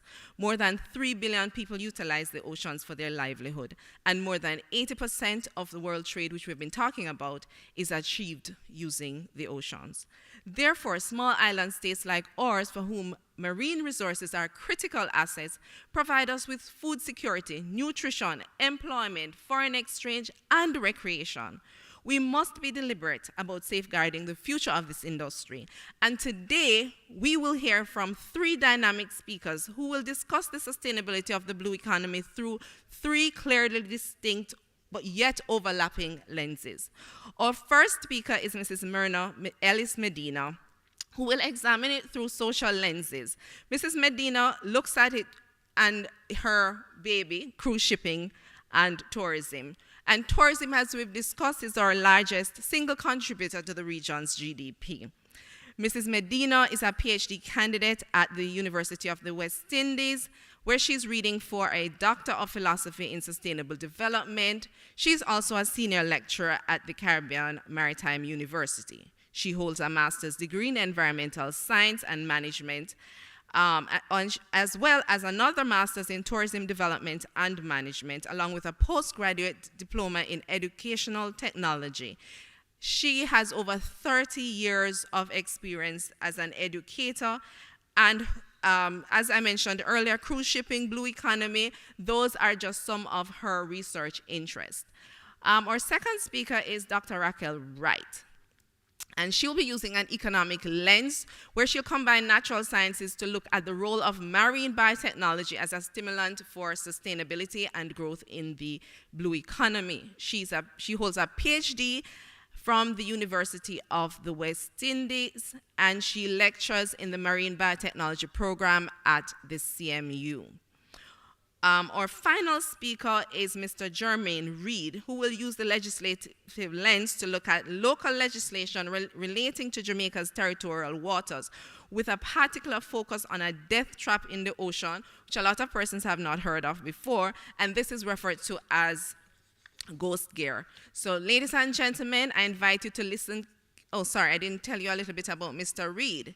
Mr. Reed is an accomplished maritime attorney, having graduated from the University of Guyana, the Norman Manley Law School at the University of the West Indies, and the International Maritime Law Institute at the University of Malta, where he specialized in international maritime law. He has worked internationally in the United Kingdom. He has his own practice. He's been practicing since 2013. He's also an academic specializing in maritime law, carriage of goods by sea law, and aviation law. Ladies and gentlemen, get your pens and papers, notepads, and get ready to take your notes and to jot down your questions.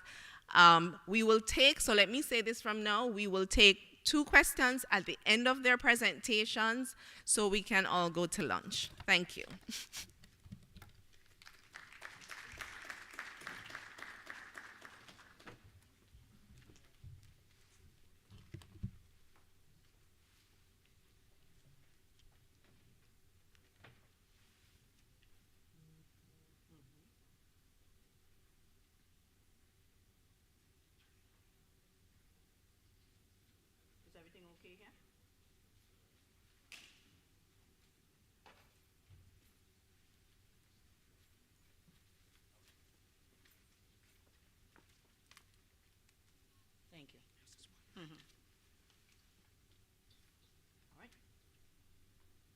making sure it's working. Pleasant good morning to everyone. My name is Myrna Ellis Medina, and this morning, it's still afternoon. We're going to be talking about a very interesting area of Jamaica. It was mentioned in several presentations yesterday, and that is the new development in Port Royal. And so, my presentation is entitled The Emergence of Cruise Tourism in the Kingston Harbor, Implications for the Local Blue Economy.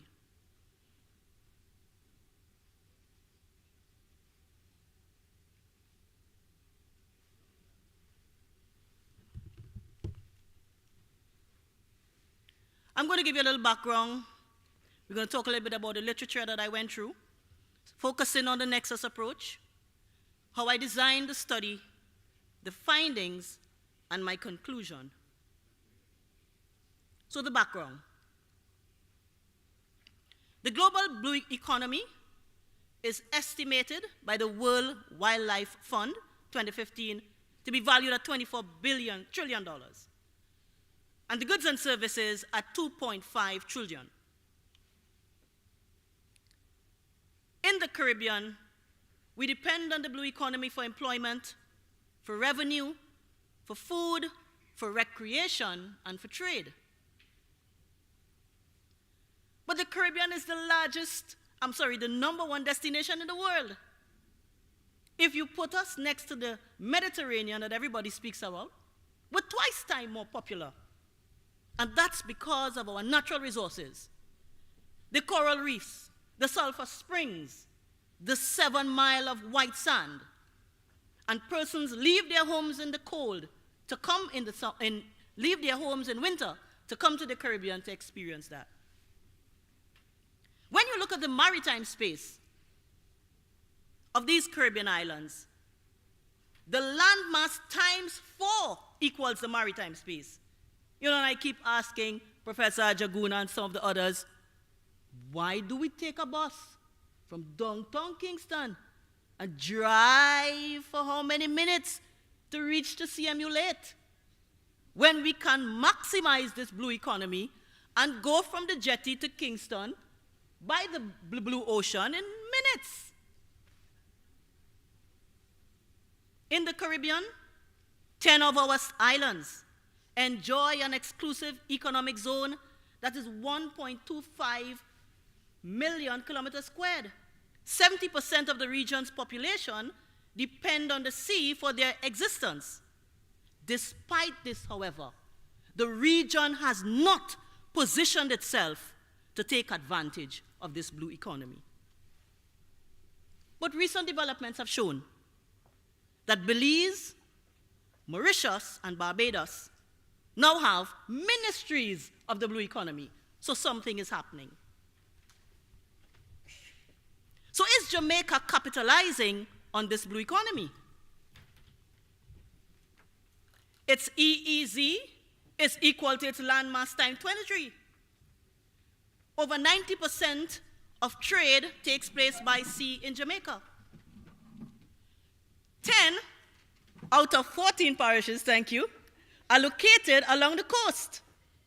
61% of the population resides 5 kilometers off the coast and depends on ocean-based livelihood activities. And 3.5% of Jamaica's GDP comes directly from marine resources. The government of Jamaica identified fishing and tourism as the main focal points for developing the blue economy. And these two industries account for 10% of the GDP in the formal sector. And if you were to count the informal sector, it would be even more. This according to Hunter 2018. And Ramtahan and Frederick 2019, from their writing, they gave these statistics showing that fishing and recreation tourism were key parts of the blue economy in Jamaica. So the fishing industry, a major source of livelihood for many Jamaican households, contributes approximately 8.4 billion Jamaican dollars of the GDP, that's a 2018 figure, while tourism, which employs 8.3% of the labor force, contributes 53 billion to the GDP of Jamaica. The cruise industry continues to grow. Jamaica now has 4 plus 1 new port now in Port Royal. And so if you look at the growth from 1991 coming up, you would see Jamaica has been growing in cruise tourism. This is the first ship that arrived in Port Royal in March of 2020.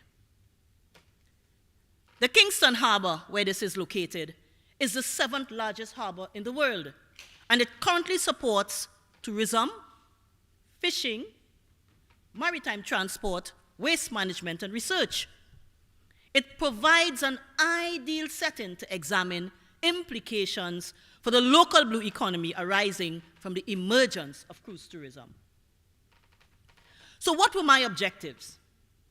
I decided to use the Nexus approach and apply it to the Kingston Harbor as a learning site to assess the linkages between tourism, fishing, and conservation, and to examine the multi-layered governance challenges and opportunities, and to assess the implications for the local blue economy in the Kingston Harbor. So what did the literature say? The concept of the blue economy emerged, according to Voyer, in 1992. And then the United Nations took it on in 2012 and defined it as the sustainable use of ocean resources for economic growth, improved livelihoods and jobs, while preserving the health of oceans ecosystems. This according to the World Bank 2018. In interpreting this idea, however, several writers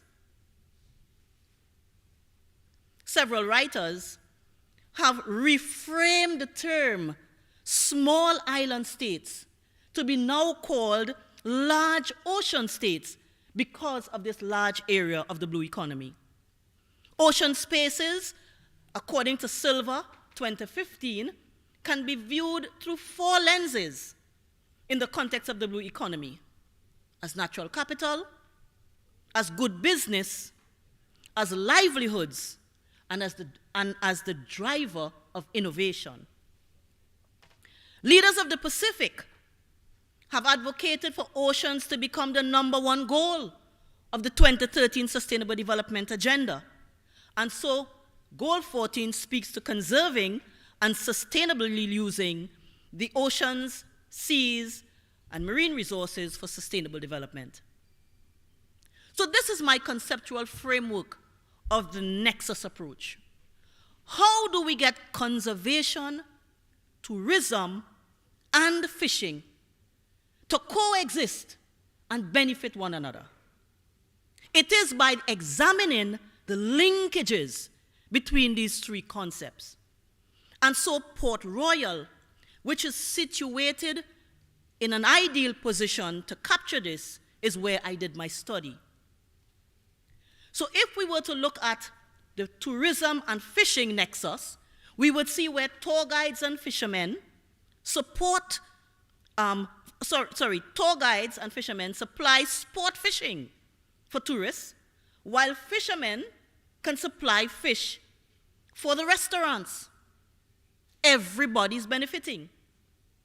In the fishing conservation nexus, NEPA and the JNHT, which are the 2 legal entities that oversee Port Royal, or the Port Royal Protected Area, supply the legal policy framework to protect that sunken city, while the fishing area uses what we call sustainable fishing practices. And the tourism conservation nexus, the tourism industry, through TPDCO and the PAJ, practice sustainable tourism in the marine protected area, while NEPA and the JNHT ensure that these practices are in keeping with the legal framework. Tourism in protected areas can act as an endogenous or an exogenous catalyst of change. And consequently, Ling et al. In 2018 said, in marine protected areas, sustainable tourism must be the practice. If that is not happening, then tourism should not take place in protected areas. So cruise tourism's emergence in Port Royal has implications for sustainability.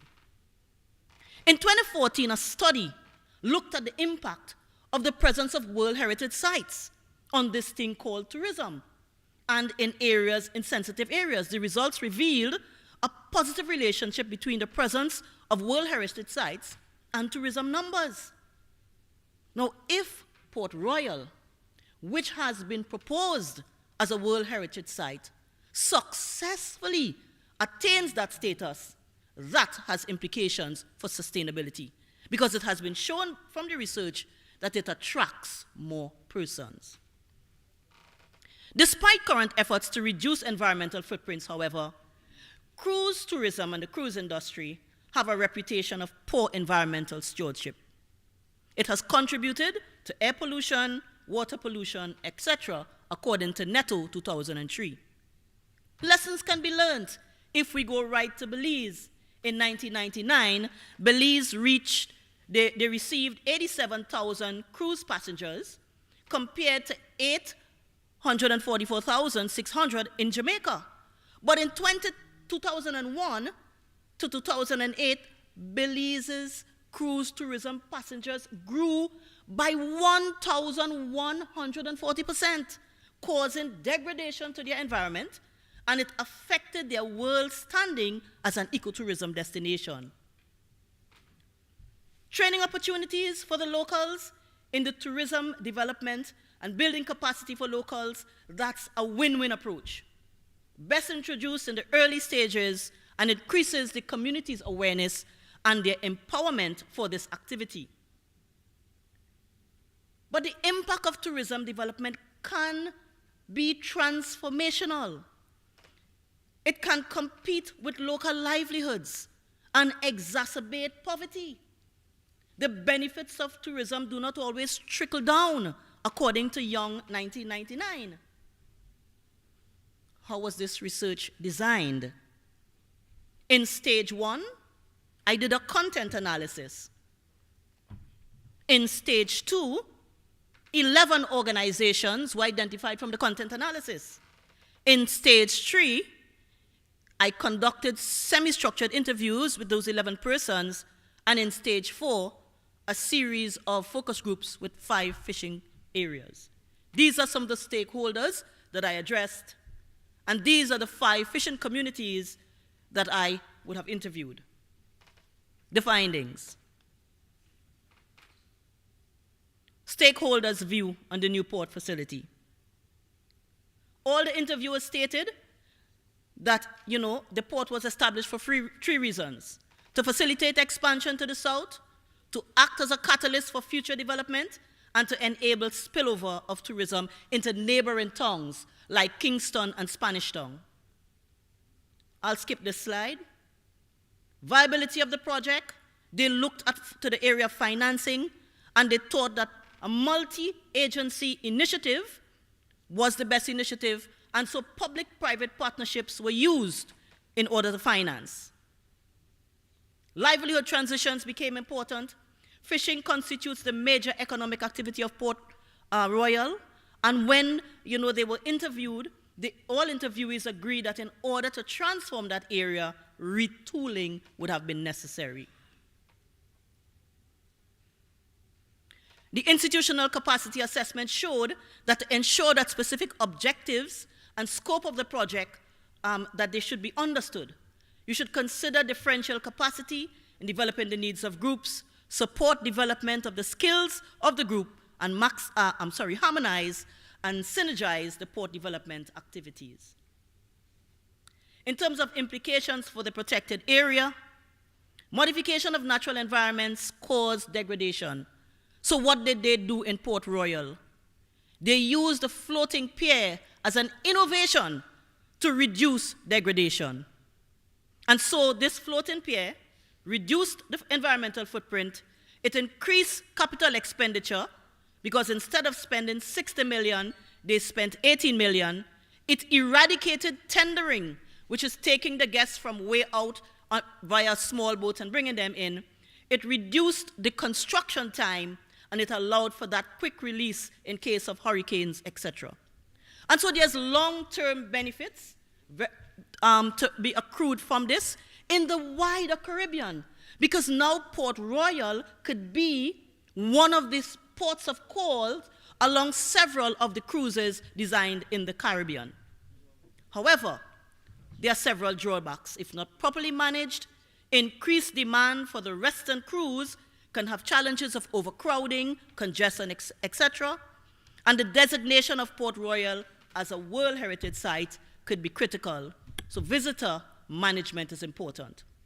So limits were placed on the size of vessel, limits were placed on the visitors' spatial distribution by scheduling and so on, and restrictions on the level of type of activities were placed by the fact that the area is a Ramsar site and a proposed World Heritage Site.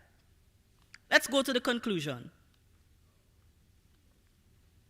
In conclusion, the Port Royal Protected Area is a significant part of Jamaica's blue economy. It focuses on tourism and fishing, two areas identified by the government of Jamaica as critical. And so the emergence of cruise in this space has implications. So in attempting to solve the simultaneous equation of embracing two such diverse activities in a protected area, while leveraging the blue economy, the nexus approach was suggested. And so we have 4 points. The oceans are seen as good business, as it helps for economic growth in Port Royal. The oceans can be seen as livelihoods, as it provides employment. The oceans can be seen as drivers of innovation, because it caused the Port Authority to think further and to come up with a suggestion that will not disturb the environment.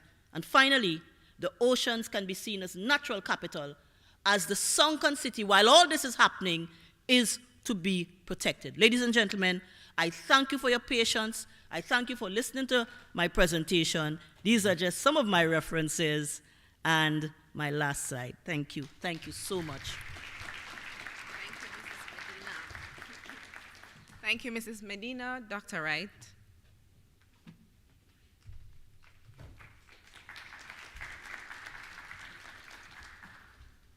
Are you guys, I think I'm okay at this height. Good. Good. Is that good? Yeah. Thank you so much. Yeah. Okay. I guess I'm good. Everyone can see me, right? Yeah. Great. Wonderful. All right. Good afternoon, everyone. And thank you so much, Dr. Clayton, for that lovely introduction. I'm Raquel Wright, as you know, and I will be speaking on the topic leveraging marine biotechnology in the blue economy for sustainability and growth. Now, we've spoken a bit about blue economy, but at its core, blue economy is simply the sustainable use of marine resources for economic growth. And this is the definition given by the World Bank. Now, marine biotechnology is considered a component of the blue economy. And the blue economy is a subset of the green economy, which speaks to the general sustainability of our available resources. Now, the blue economy has several components, and these include harvesting and use of our living marine resources, such as our open sea fish harvesting. We have mariculture, which speaks to aquaculture, growing of fish in a vessel, a closed vessel such as this, and of course, marine biotechnology. We also can consider the extraction and use of non-living resources, such as deep sea mining and the collection of oil and natural gas. We also have to consider our renewable energy sources such as wind, tidal energy, etc. And we cannot forget the participation in commerce and trade, cargo shipping, and of course, cruise shipping. And we can't speak about our recreational activities without speaking about our water activities, such as snorkeling, sailing, etc. Unfortunately, we also have to consider the indirect contribution of our human activity to the ocean. So, as you can see here in this picture, we have to consider waste disposal. We often dispose of our materials improperly, and it ends up in our waterways, our gullies, our seas, or oceans. We also have to think about the treatment of sewage and how that is disposed. Now that I've spoken about all the components, let's go back to marine biotechnology. So I've been saying marine biotechnology a lot, right? But what is biotechnology in the first place? Biotechnology, simply put, is the use, investigation, and manipulation of biological resources, or systems, or organisms, or any part of those things to create a useful product or service. And marine biotechnology simply hones in on the use of marine resources to solve these problems and develop useful products and services. Now, there are some foundational concepts that marine biotechnology is based on.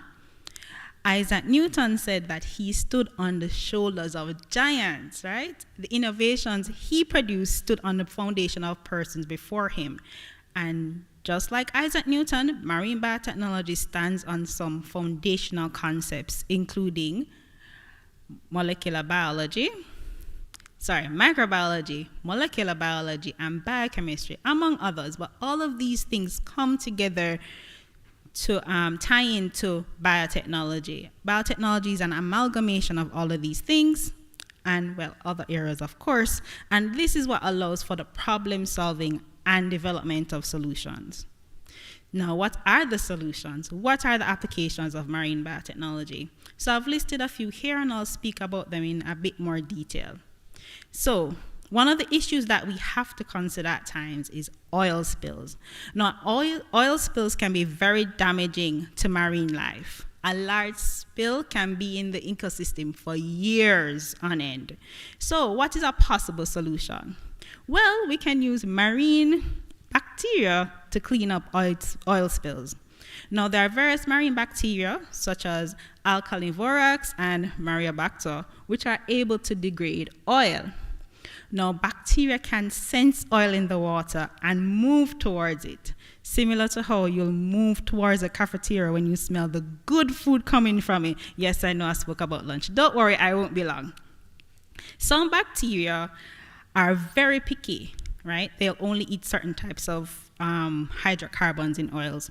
But others, like diatezo, will degrade many oil components, but no bacteria degrades all the hydrocarbons that are present. Currently, we use a cocktail of marine bacteria to degrade these hydrocarbons that are present in oils into more sea-friendly products. But let's think about the possibilities. Maybe we can create a super bacteria that can degrade all the oil components using biotechnology. Something to think about. We also have the use of marine fauna. Now, many anti-cancer drugs are actually created using marine fauna. And when I say fauna, I just mean like animals, like sponges and stuff like that. Now, there are several, as I said, there are several marine anti-cancer drugs. In fact, one of the current treatments for leukemia is actually from a Caribbean marine sponge. And we continue to develop therapeutics for cancer and other diseases using marine organisms. Now, let's have a talk about fuel production. Currently, we use corn for biofuel, right? Massive amounts of corn are grown to produce biofuel. And this limits the availability of corn for other purposes like animal feed, human consumption, and others. But instead of growing organisms for biofuel production on land, why not grow it in the sea, right? We have so much ocean available. Dr. Clayton just said 70% of the Earth's mass is water, right? That's more than the land mass, and we have even less productive agricultural land, right? Why not use marine bioorganisms for food? For biofuel. Perhaps we can use sargassum, which grows in great abundance on our shores. Why not use the marine organisms for biofuel instead of using the very little precious agricultural land that we have available? Now, marine organisms can also be used for the production of important enzymes. Marine microorganisms such as bacteria and fungi can be used in the green synthesis of nanoparticles. And green synthesis just means that it's done in a more environmentally sustainable way, right? So nanoparticles are used in a variety of products. So if we can make them more sustainable and more environmentally friendly, that would be much greatly beneficial to us. Now, I mentioned sargassum earlier, but I want to leave you with some examples of how we can use sargassum. Now, this is a picture of sargassum on a beach in Jamaica, right? You've probably seen this beach. It's a beach that we are very familiar with. Sargassum is everywhere. It's floating in the beach. It's floating in the water. It's washed up on the beach. And granted, this is not a very extreme case of the overpopulation of sargassum, but it's still excessive. It's considered a waste product. We don't want it, and we just do everything to get rid of it. We bag it, we bury it, we just want to get rid of it. But instead of using it, instead of trying to get rid of it by throwing it away, how about we use it? How about we turn this trash into treasure? Now, there are a lot of different products that we could use sargassum for. And one of these things is bioplastics. Now, the chief component of interest for bioplastics is alginate. Now, alginate is used in the production of bioplastics in order to create flexibility, to use it as a film. We use it for its rigidity, which is useful for protection and resistance, and also its biodegradability, which is useful because we don't want our plastic products to be floating in the sea forever. We want it to eventually degrade into something that is more sea-friendly, among other properties. Now, we need to figure out a way to produce the maximum amount of alginate from our local sargassum. Now, this process could be optimized using hydrolysis and enzyme reactions, and perhaps we could bioengineer some enzymes to increase the efficiency and produce products from our local varieties. We can also look at fertilizers. Now, farmers sometimes overuse fertilizers or they use them close to a shower of rain, because this is Jamaica, rain falls very frequently. And then the fertilizers wash into the sea, right? Now, since the fertilizer is so high in nutrient content, this also helps to drive the growth of sargassum, right? Maybe we could produce more eco-friendly fertilizer using the abundant resources that are just washing up on our shores. This, like in the case of our bioplastics, might require some tweaking before, but we could again bioengineer some enzymes, and this could play a role in our fertilizer. Because of climate change, we have so much sargassum coming up on our shores. It's thought that they increase in population due to rising temperatures, and again, runoff, which are high nutrients, which allow them to grow and overpopulate. So let's find a way to use it to our advantage. But before I finish, please permit me to mention the biotechnology course at the Caribbean Maritime University. Now, this program takes the components of the blue economy and gives us that foundational knowledge, and then we can use this knowledge to train our learners, right? And through some of the courses that we see on the screen, we can guide learners in understanding the different aspects of the marine environment and how they can play their part in utilizing the environment in a sustainable way for the benefit of the community, the region, and the world at large. Now, there are various courses aside from the ones on this slide, but I'll just mention a few points from these courses. So in our environmental studies, we look at environmental pollution, including the impacts of humans. We look at coastal management. We look at regulatory structures and policies involving the marine environment. For marine living resources, we look at the care and utilization of the resources found in our aquatic ecosystems and coastal zones. For the nutraceuticals course, we look at the synthesis and extraction of natural products and how we can do this sustainably, as well as the beneficial and not so beneficial effects of natural products. And of course, the water quality course. We look at not only how we measure and evaluate water quality, but also the regulation of these parameters associated with purification and how this is helpful in wastewater management as well as sewage treatment. Now that we have these courses which provide the base of knowledge, we are now able to help persons solve the problems that they have. So now we can do these applications and really solve the problems that industry and government may have. Now, this aids learners not only to grow as scientists, but also as citizens of the Caribbean and the world. In marine biotechnology, our concepts lead to action and further applications. So, in conclusion, I forgot to show you the different careers that you can do as a marine biotechnologist. You can do microbiology, be a water quality technician, you can become an entrepreneur, etc. I won't stay too long on this. So in conclusion, for marine biotechnology, it has tremendous potential to produce cutting-edge solutions to problems that we have in industrial spaces. Now, the training and development in this field should not only be encouraged, but actively supported. Again, concepts lead to actions and future applications. Thank you so much for listening, and I look forward to having a discussion later if we can't do it now, or answer any questions you may have. Thank you.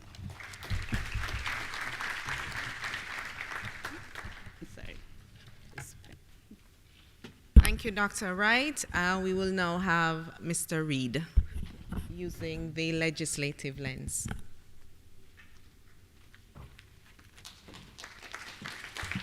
Good afternoon, everyone. Dr. Andrea Clayton, you have given me the worst spot right before lunch. I promise I will be as brief as possible so as to make this time slot.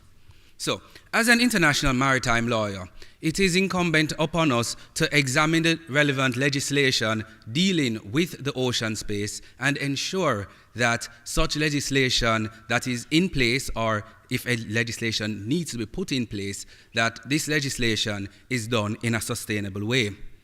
So we'll be looking at the gaps in the net. Jamaica's legislation on ghost gear. And first of all, let me apologize for the absence of Justice Pencook. Unfortunately, he is sitting on the bench today, so he is in court and will not be able to be with us. Ghost gear. Well, what is this ghost gear? Sounds like the topic of a horror movie. But in fact, it is a horror movie for the aquatic marine species that have to go through this every day. Because ghost gear refers to abandoned fishing gear. Fishing gear is defined as fishing nets, long lines, fishing traps, lobster pots, and other human devices used to catch aquatic marine species. Once its lifespan has ended, it can now be considered ghost gear if it is not disposed of properly. What can happen? Animals can become entangled in loops or openings, ingest this plastic, they may drown and have their ability to protect their resources. We see that the World Wildlife Fund has estimated that between 500,000 to 1 million metric tons of ghost gear are added to the marine environment yearly, and 1/10 of all marine litter and 50% to 70% of floating microplastics account for ghost gear. So ghost gear is a major problem, not only to the animals or the marine aquatic species, but also to humans, as we see that ghost gear can get caught in the propellers of various marine vessels. Not a fun way for your Caribbean cruise to be going. So we have to ensure that we have necessary legislation in store. Ghost gear is an exceptional threat to the marine life. And we see that very little information, unfortunately, is there as it relates to the Caribbean. On your screen, you're seeing that there's an economic cost, an environmental, and a social cost to this dilemma that we are facing. And we see that even Great Britain or the United Kingdom, they suffer with 420,000 euros yearly to be spent on issues related to ghost gear. The Caribbean, which is heavily dependent on the marine environment for trade, tourism, transport, and agriculture, needs to be aware and needs to also take note, as this problem is affecting us here in Jamaica. And why is it affecting us here in Jamaica? Because as you're seeing on the screen, the waves and how the tides move and the movement of water by the winds and the currents shows us that items can move from one part of the world to another. So therefore we're seeing that the ghost gear can actually move. We're also seeing that right here in Jamaica, we can have produced ghost gear which goes to other parts of the world. There was an incident that occurred a few years back where a vessel carrying some rubber duckies overturned. These rubber duckies were actually seen almost all over the world, even though the vessel, I believe, it overturned somewhere in the Indian Ocean, but yet was seen even in the Caribbean. This is because of the currents. So just imagine what that would do with ghost gear, with fishing material that is not properly disposed of. This is where international maritime law has to definitely step in. International maritime law touches and concerns everything to do with the ocean. And we see that ghost gear is, in fact, moved through the ocean space. And with it being moved through the ocean space, it means that regulations need to be put in place. So, what regulations do we have to address this issue? We see that legislation can be divided into domestic and international. International is called conventions. So a convention which we all in here are familiar with is MARPOL. And MARPOL addresses, as we know, to do with pollution and dumping. MARPOL addresses this issue, however, it does not go deep enough. It does not talk about ghost gear. The United Nations Convention on the Law of the Sea also speaks about ghost gear. But not, I should not say speaks about ghost gear, it speaks about marine litter and dumping, but does not speak directly to this major issue called ghost gear. Also, we see that Jamaica has had its own legislation, and Jamaica has a plethora of legislation dealing with the maritime space. However, once again, it is not properly addressed. As we're all familiar with the Morant Keys and the Pedro Keys, where most of our fishing takes place. Now, the Morant Keys and the Pedro Keys actually have an act called the Pedro Keys Act and the Morant Keys Act. These acts speak directly of everything to do with the ocean space and how it is to be administered in that area. However, it fails to talk about ghost gear. It does not make mention of all of these items that the fishermen or the fisher folk may leave, and then it becomes either ends up in the ocean or it is left in the ocean because some fisher folk decide that because their net is now torn, they no longer want it and just leave it in the ocean. We also see that Section 2 of the Fishing Industry Act, which deals with vessels less than 500 gross tonnage, addresses the issue by talking about a reference to fishing equipment and refers to life jackets, fish pots, buoys, net ropes, and most other items used by fisher folk. Section 12 requires that all fishing equipment be identifiable with a registration number. It is not being monitored, however, so therefore there's not much place for it to be able to be dealt with. The National Solid Waste Management Act, which is what I was expecting to hopefully have given some clearer guidance on ghost gear, is actually quite vague as well. It defines litter as waste matter or any other matter likely to deface, make untidy, obstruct, or cause nuisance in public places, such as any beach, foreshore, or the bank of any river or stream, or the margin of any lake, pond, lagoon, or any gully. We now see that the legislation is definitely lacking, as nothing speaks to ghost gear and when these materials are left unattended and now form harm to the environment. We also see that the Beach Control Act, while providing licensing for access to the seafloor, does not require the fishing equipment to be registered. Now, we are right here at the Jamaica Conference Centre, and across from this building is the International Seabed Authority, which deals with the high seas for the sea, dealing with the ocean floor. Now, it is very ironic that, unfortunately, our own domestic legislation does not have much on our own ocean floor, and this also needs to be addressed, as this is where the ghost gear ends up on the ocean floor and stifles the coral reefs and the marine aquatic species. The National Solid Waste Management Act, as I said, does not go far enough, neither does the Beach Control. So what does this mean? That the current legislation is grossly inadequate. And unfortunately, sustainable practices were not put into our legislation. So therefore, this is what needs to be done. We need to put sustainable practices into writing.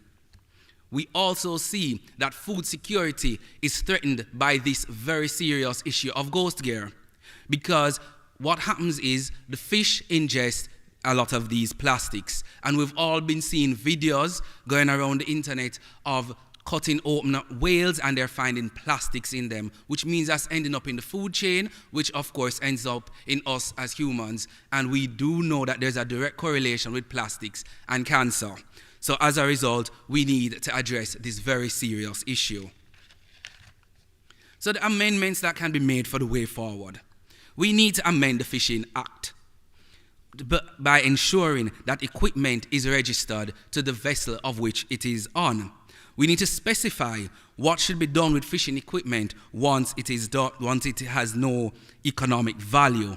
We see in some parts of the world where this very same ghost gear is used to make shoes and other items of clothing. We also see that we need to produce documents to establish that a vessel that is passing through our waters, that the equipment on it be registered. So if it has fishing equipment on it, this fishing equipment must be registered.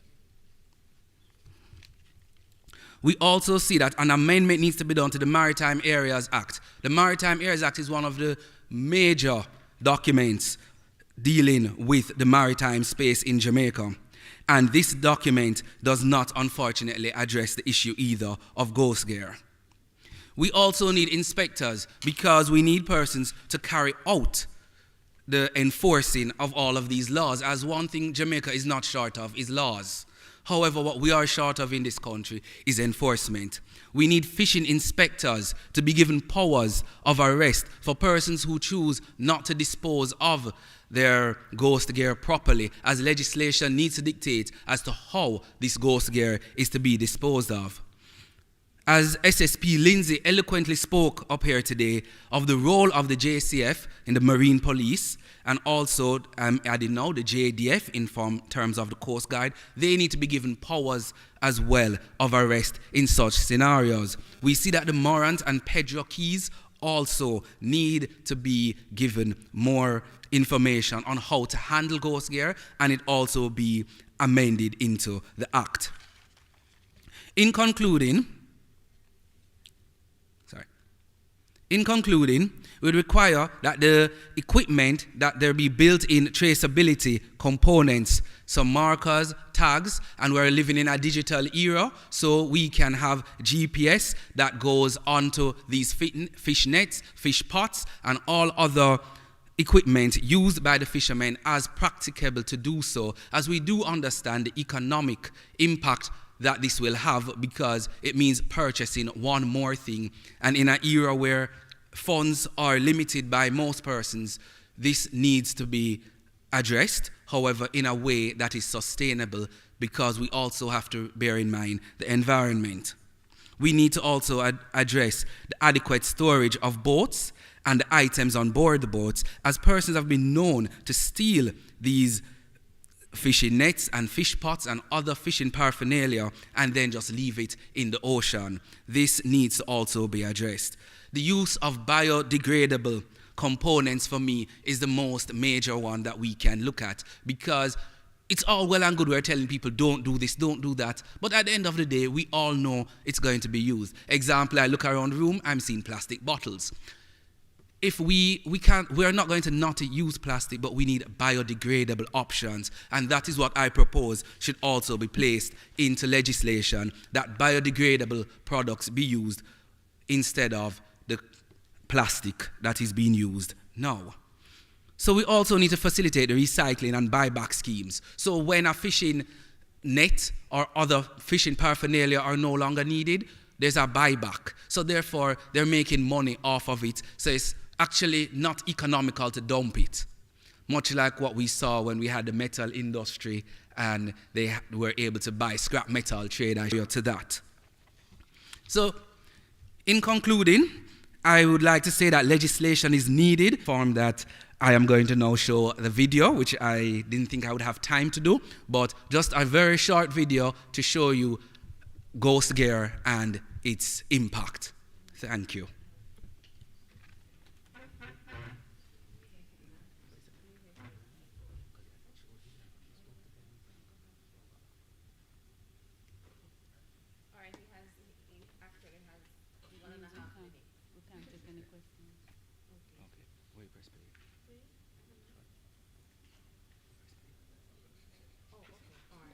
Okay, I'm informed that that will not happen. Thank you very much for your attention.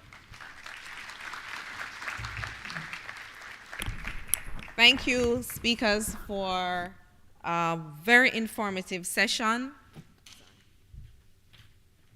You are also very good in using your time, and Mr. Reed had a minute and a half left and the video wouldn't play, so thank you. We saw from Mrs. Medina's presentation opportunities for collaborations between the different groups, and it provides also an opportunity for the use of citizen science as we engage with the fisher folks and community folks in collecting information and getting them to own the process of protecting the space that generates economic and social contributions to their lives. We also saw from Dr. Wright where she's providing us with options to convert our trash to treasure. And so sargassum is a serious problem, especially given in our local environment where we're so heavily dependent on tourism. And so this is something for us to also consider. And again, Mr. Reed highlighted for us the importance of the need for collaborative response to the effective management of our marine space. Now, I've been instructed that we won't have time for corporate questions. But what I am going to encourage you to do is to approach our panelists privately afterwards to engage with any questions that you may have and to continue the discussion. So ladies and gentlemen, thank you very much for your time and your commitment to this conference.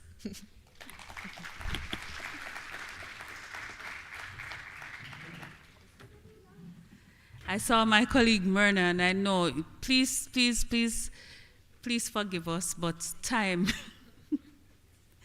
Ladies and gentlemen, we have half an hour for lunch. We have 2 presentations when we come back, and we have to close decently and in order. So I ask you to engage all of your adult decorum and be back at 2:30. Thank you so much. And you know how lunch is served and where it is served. So please enjoy the discourse, and we'll be back to close. Thank you so much.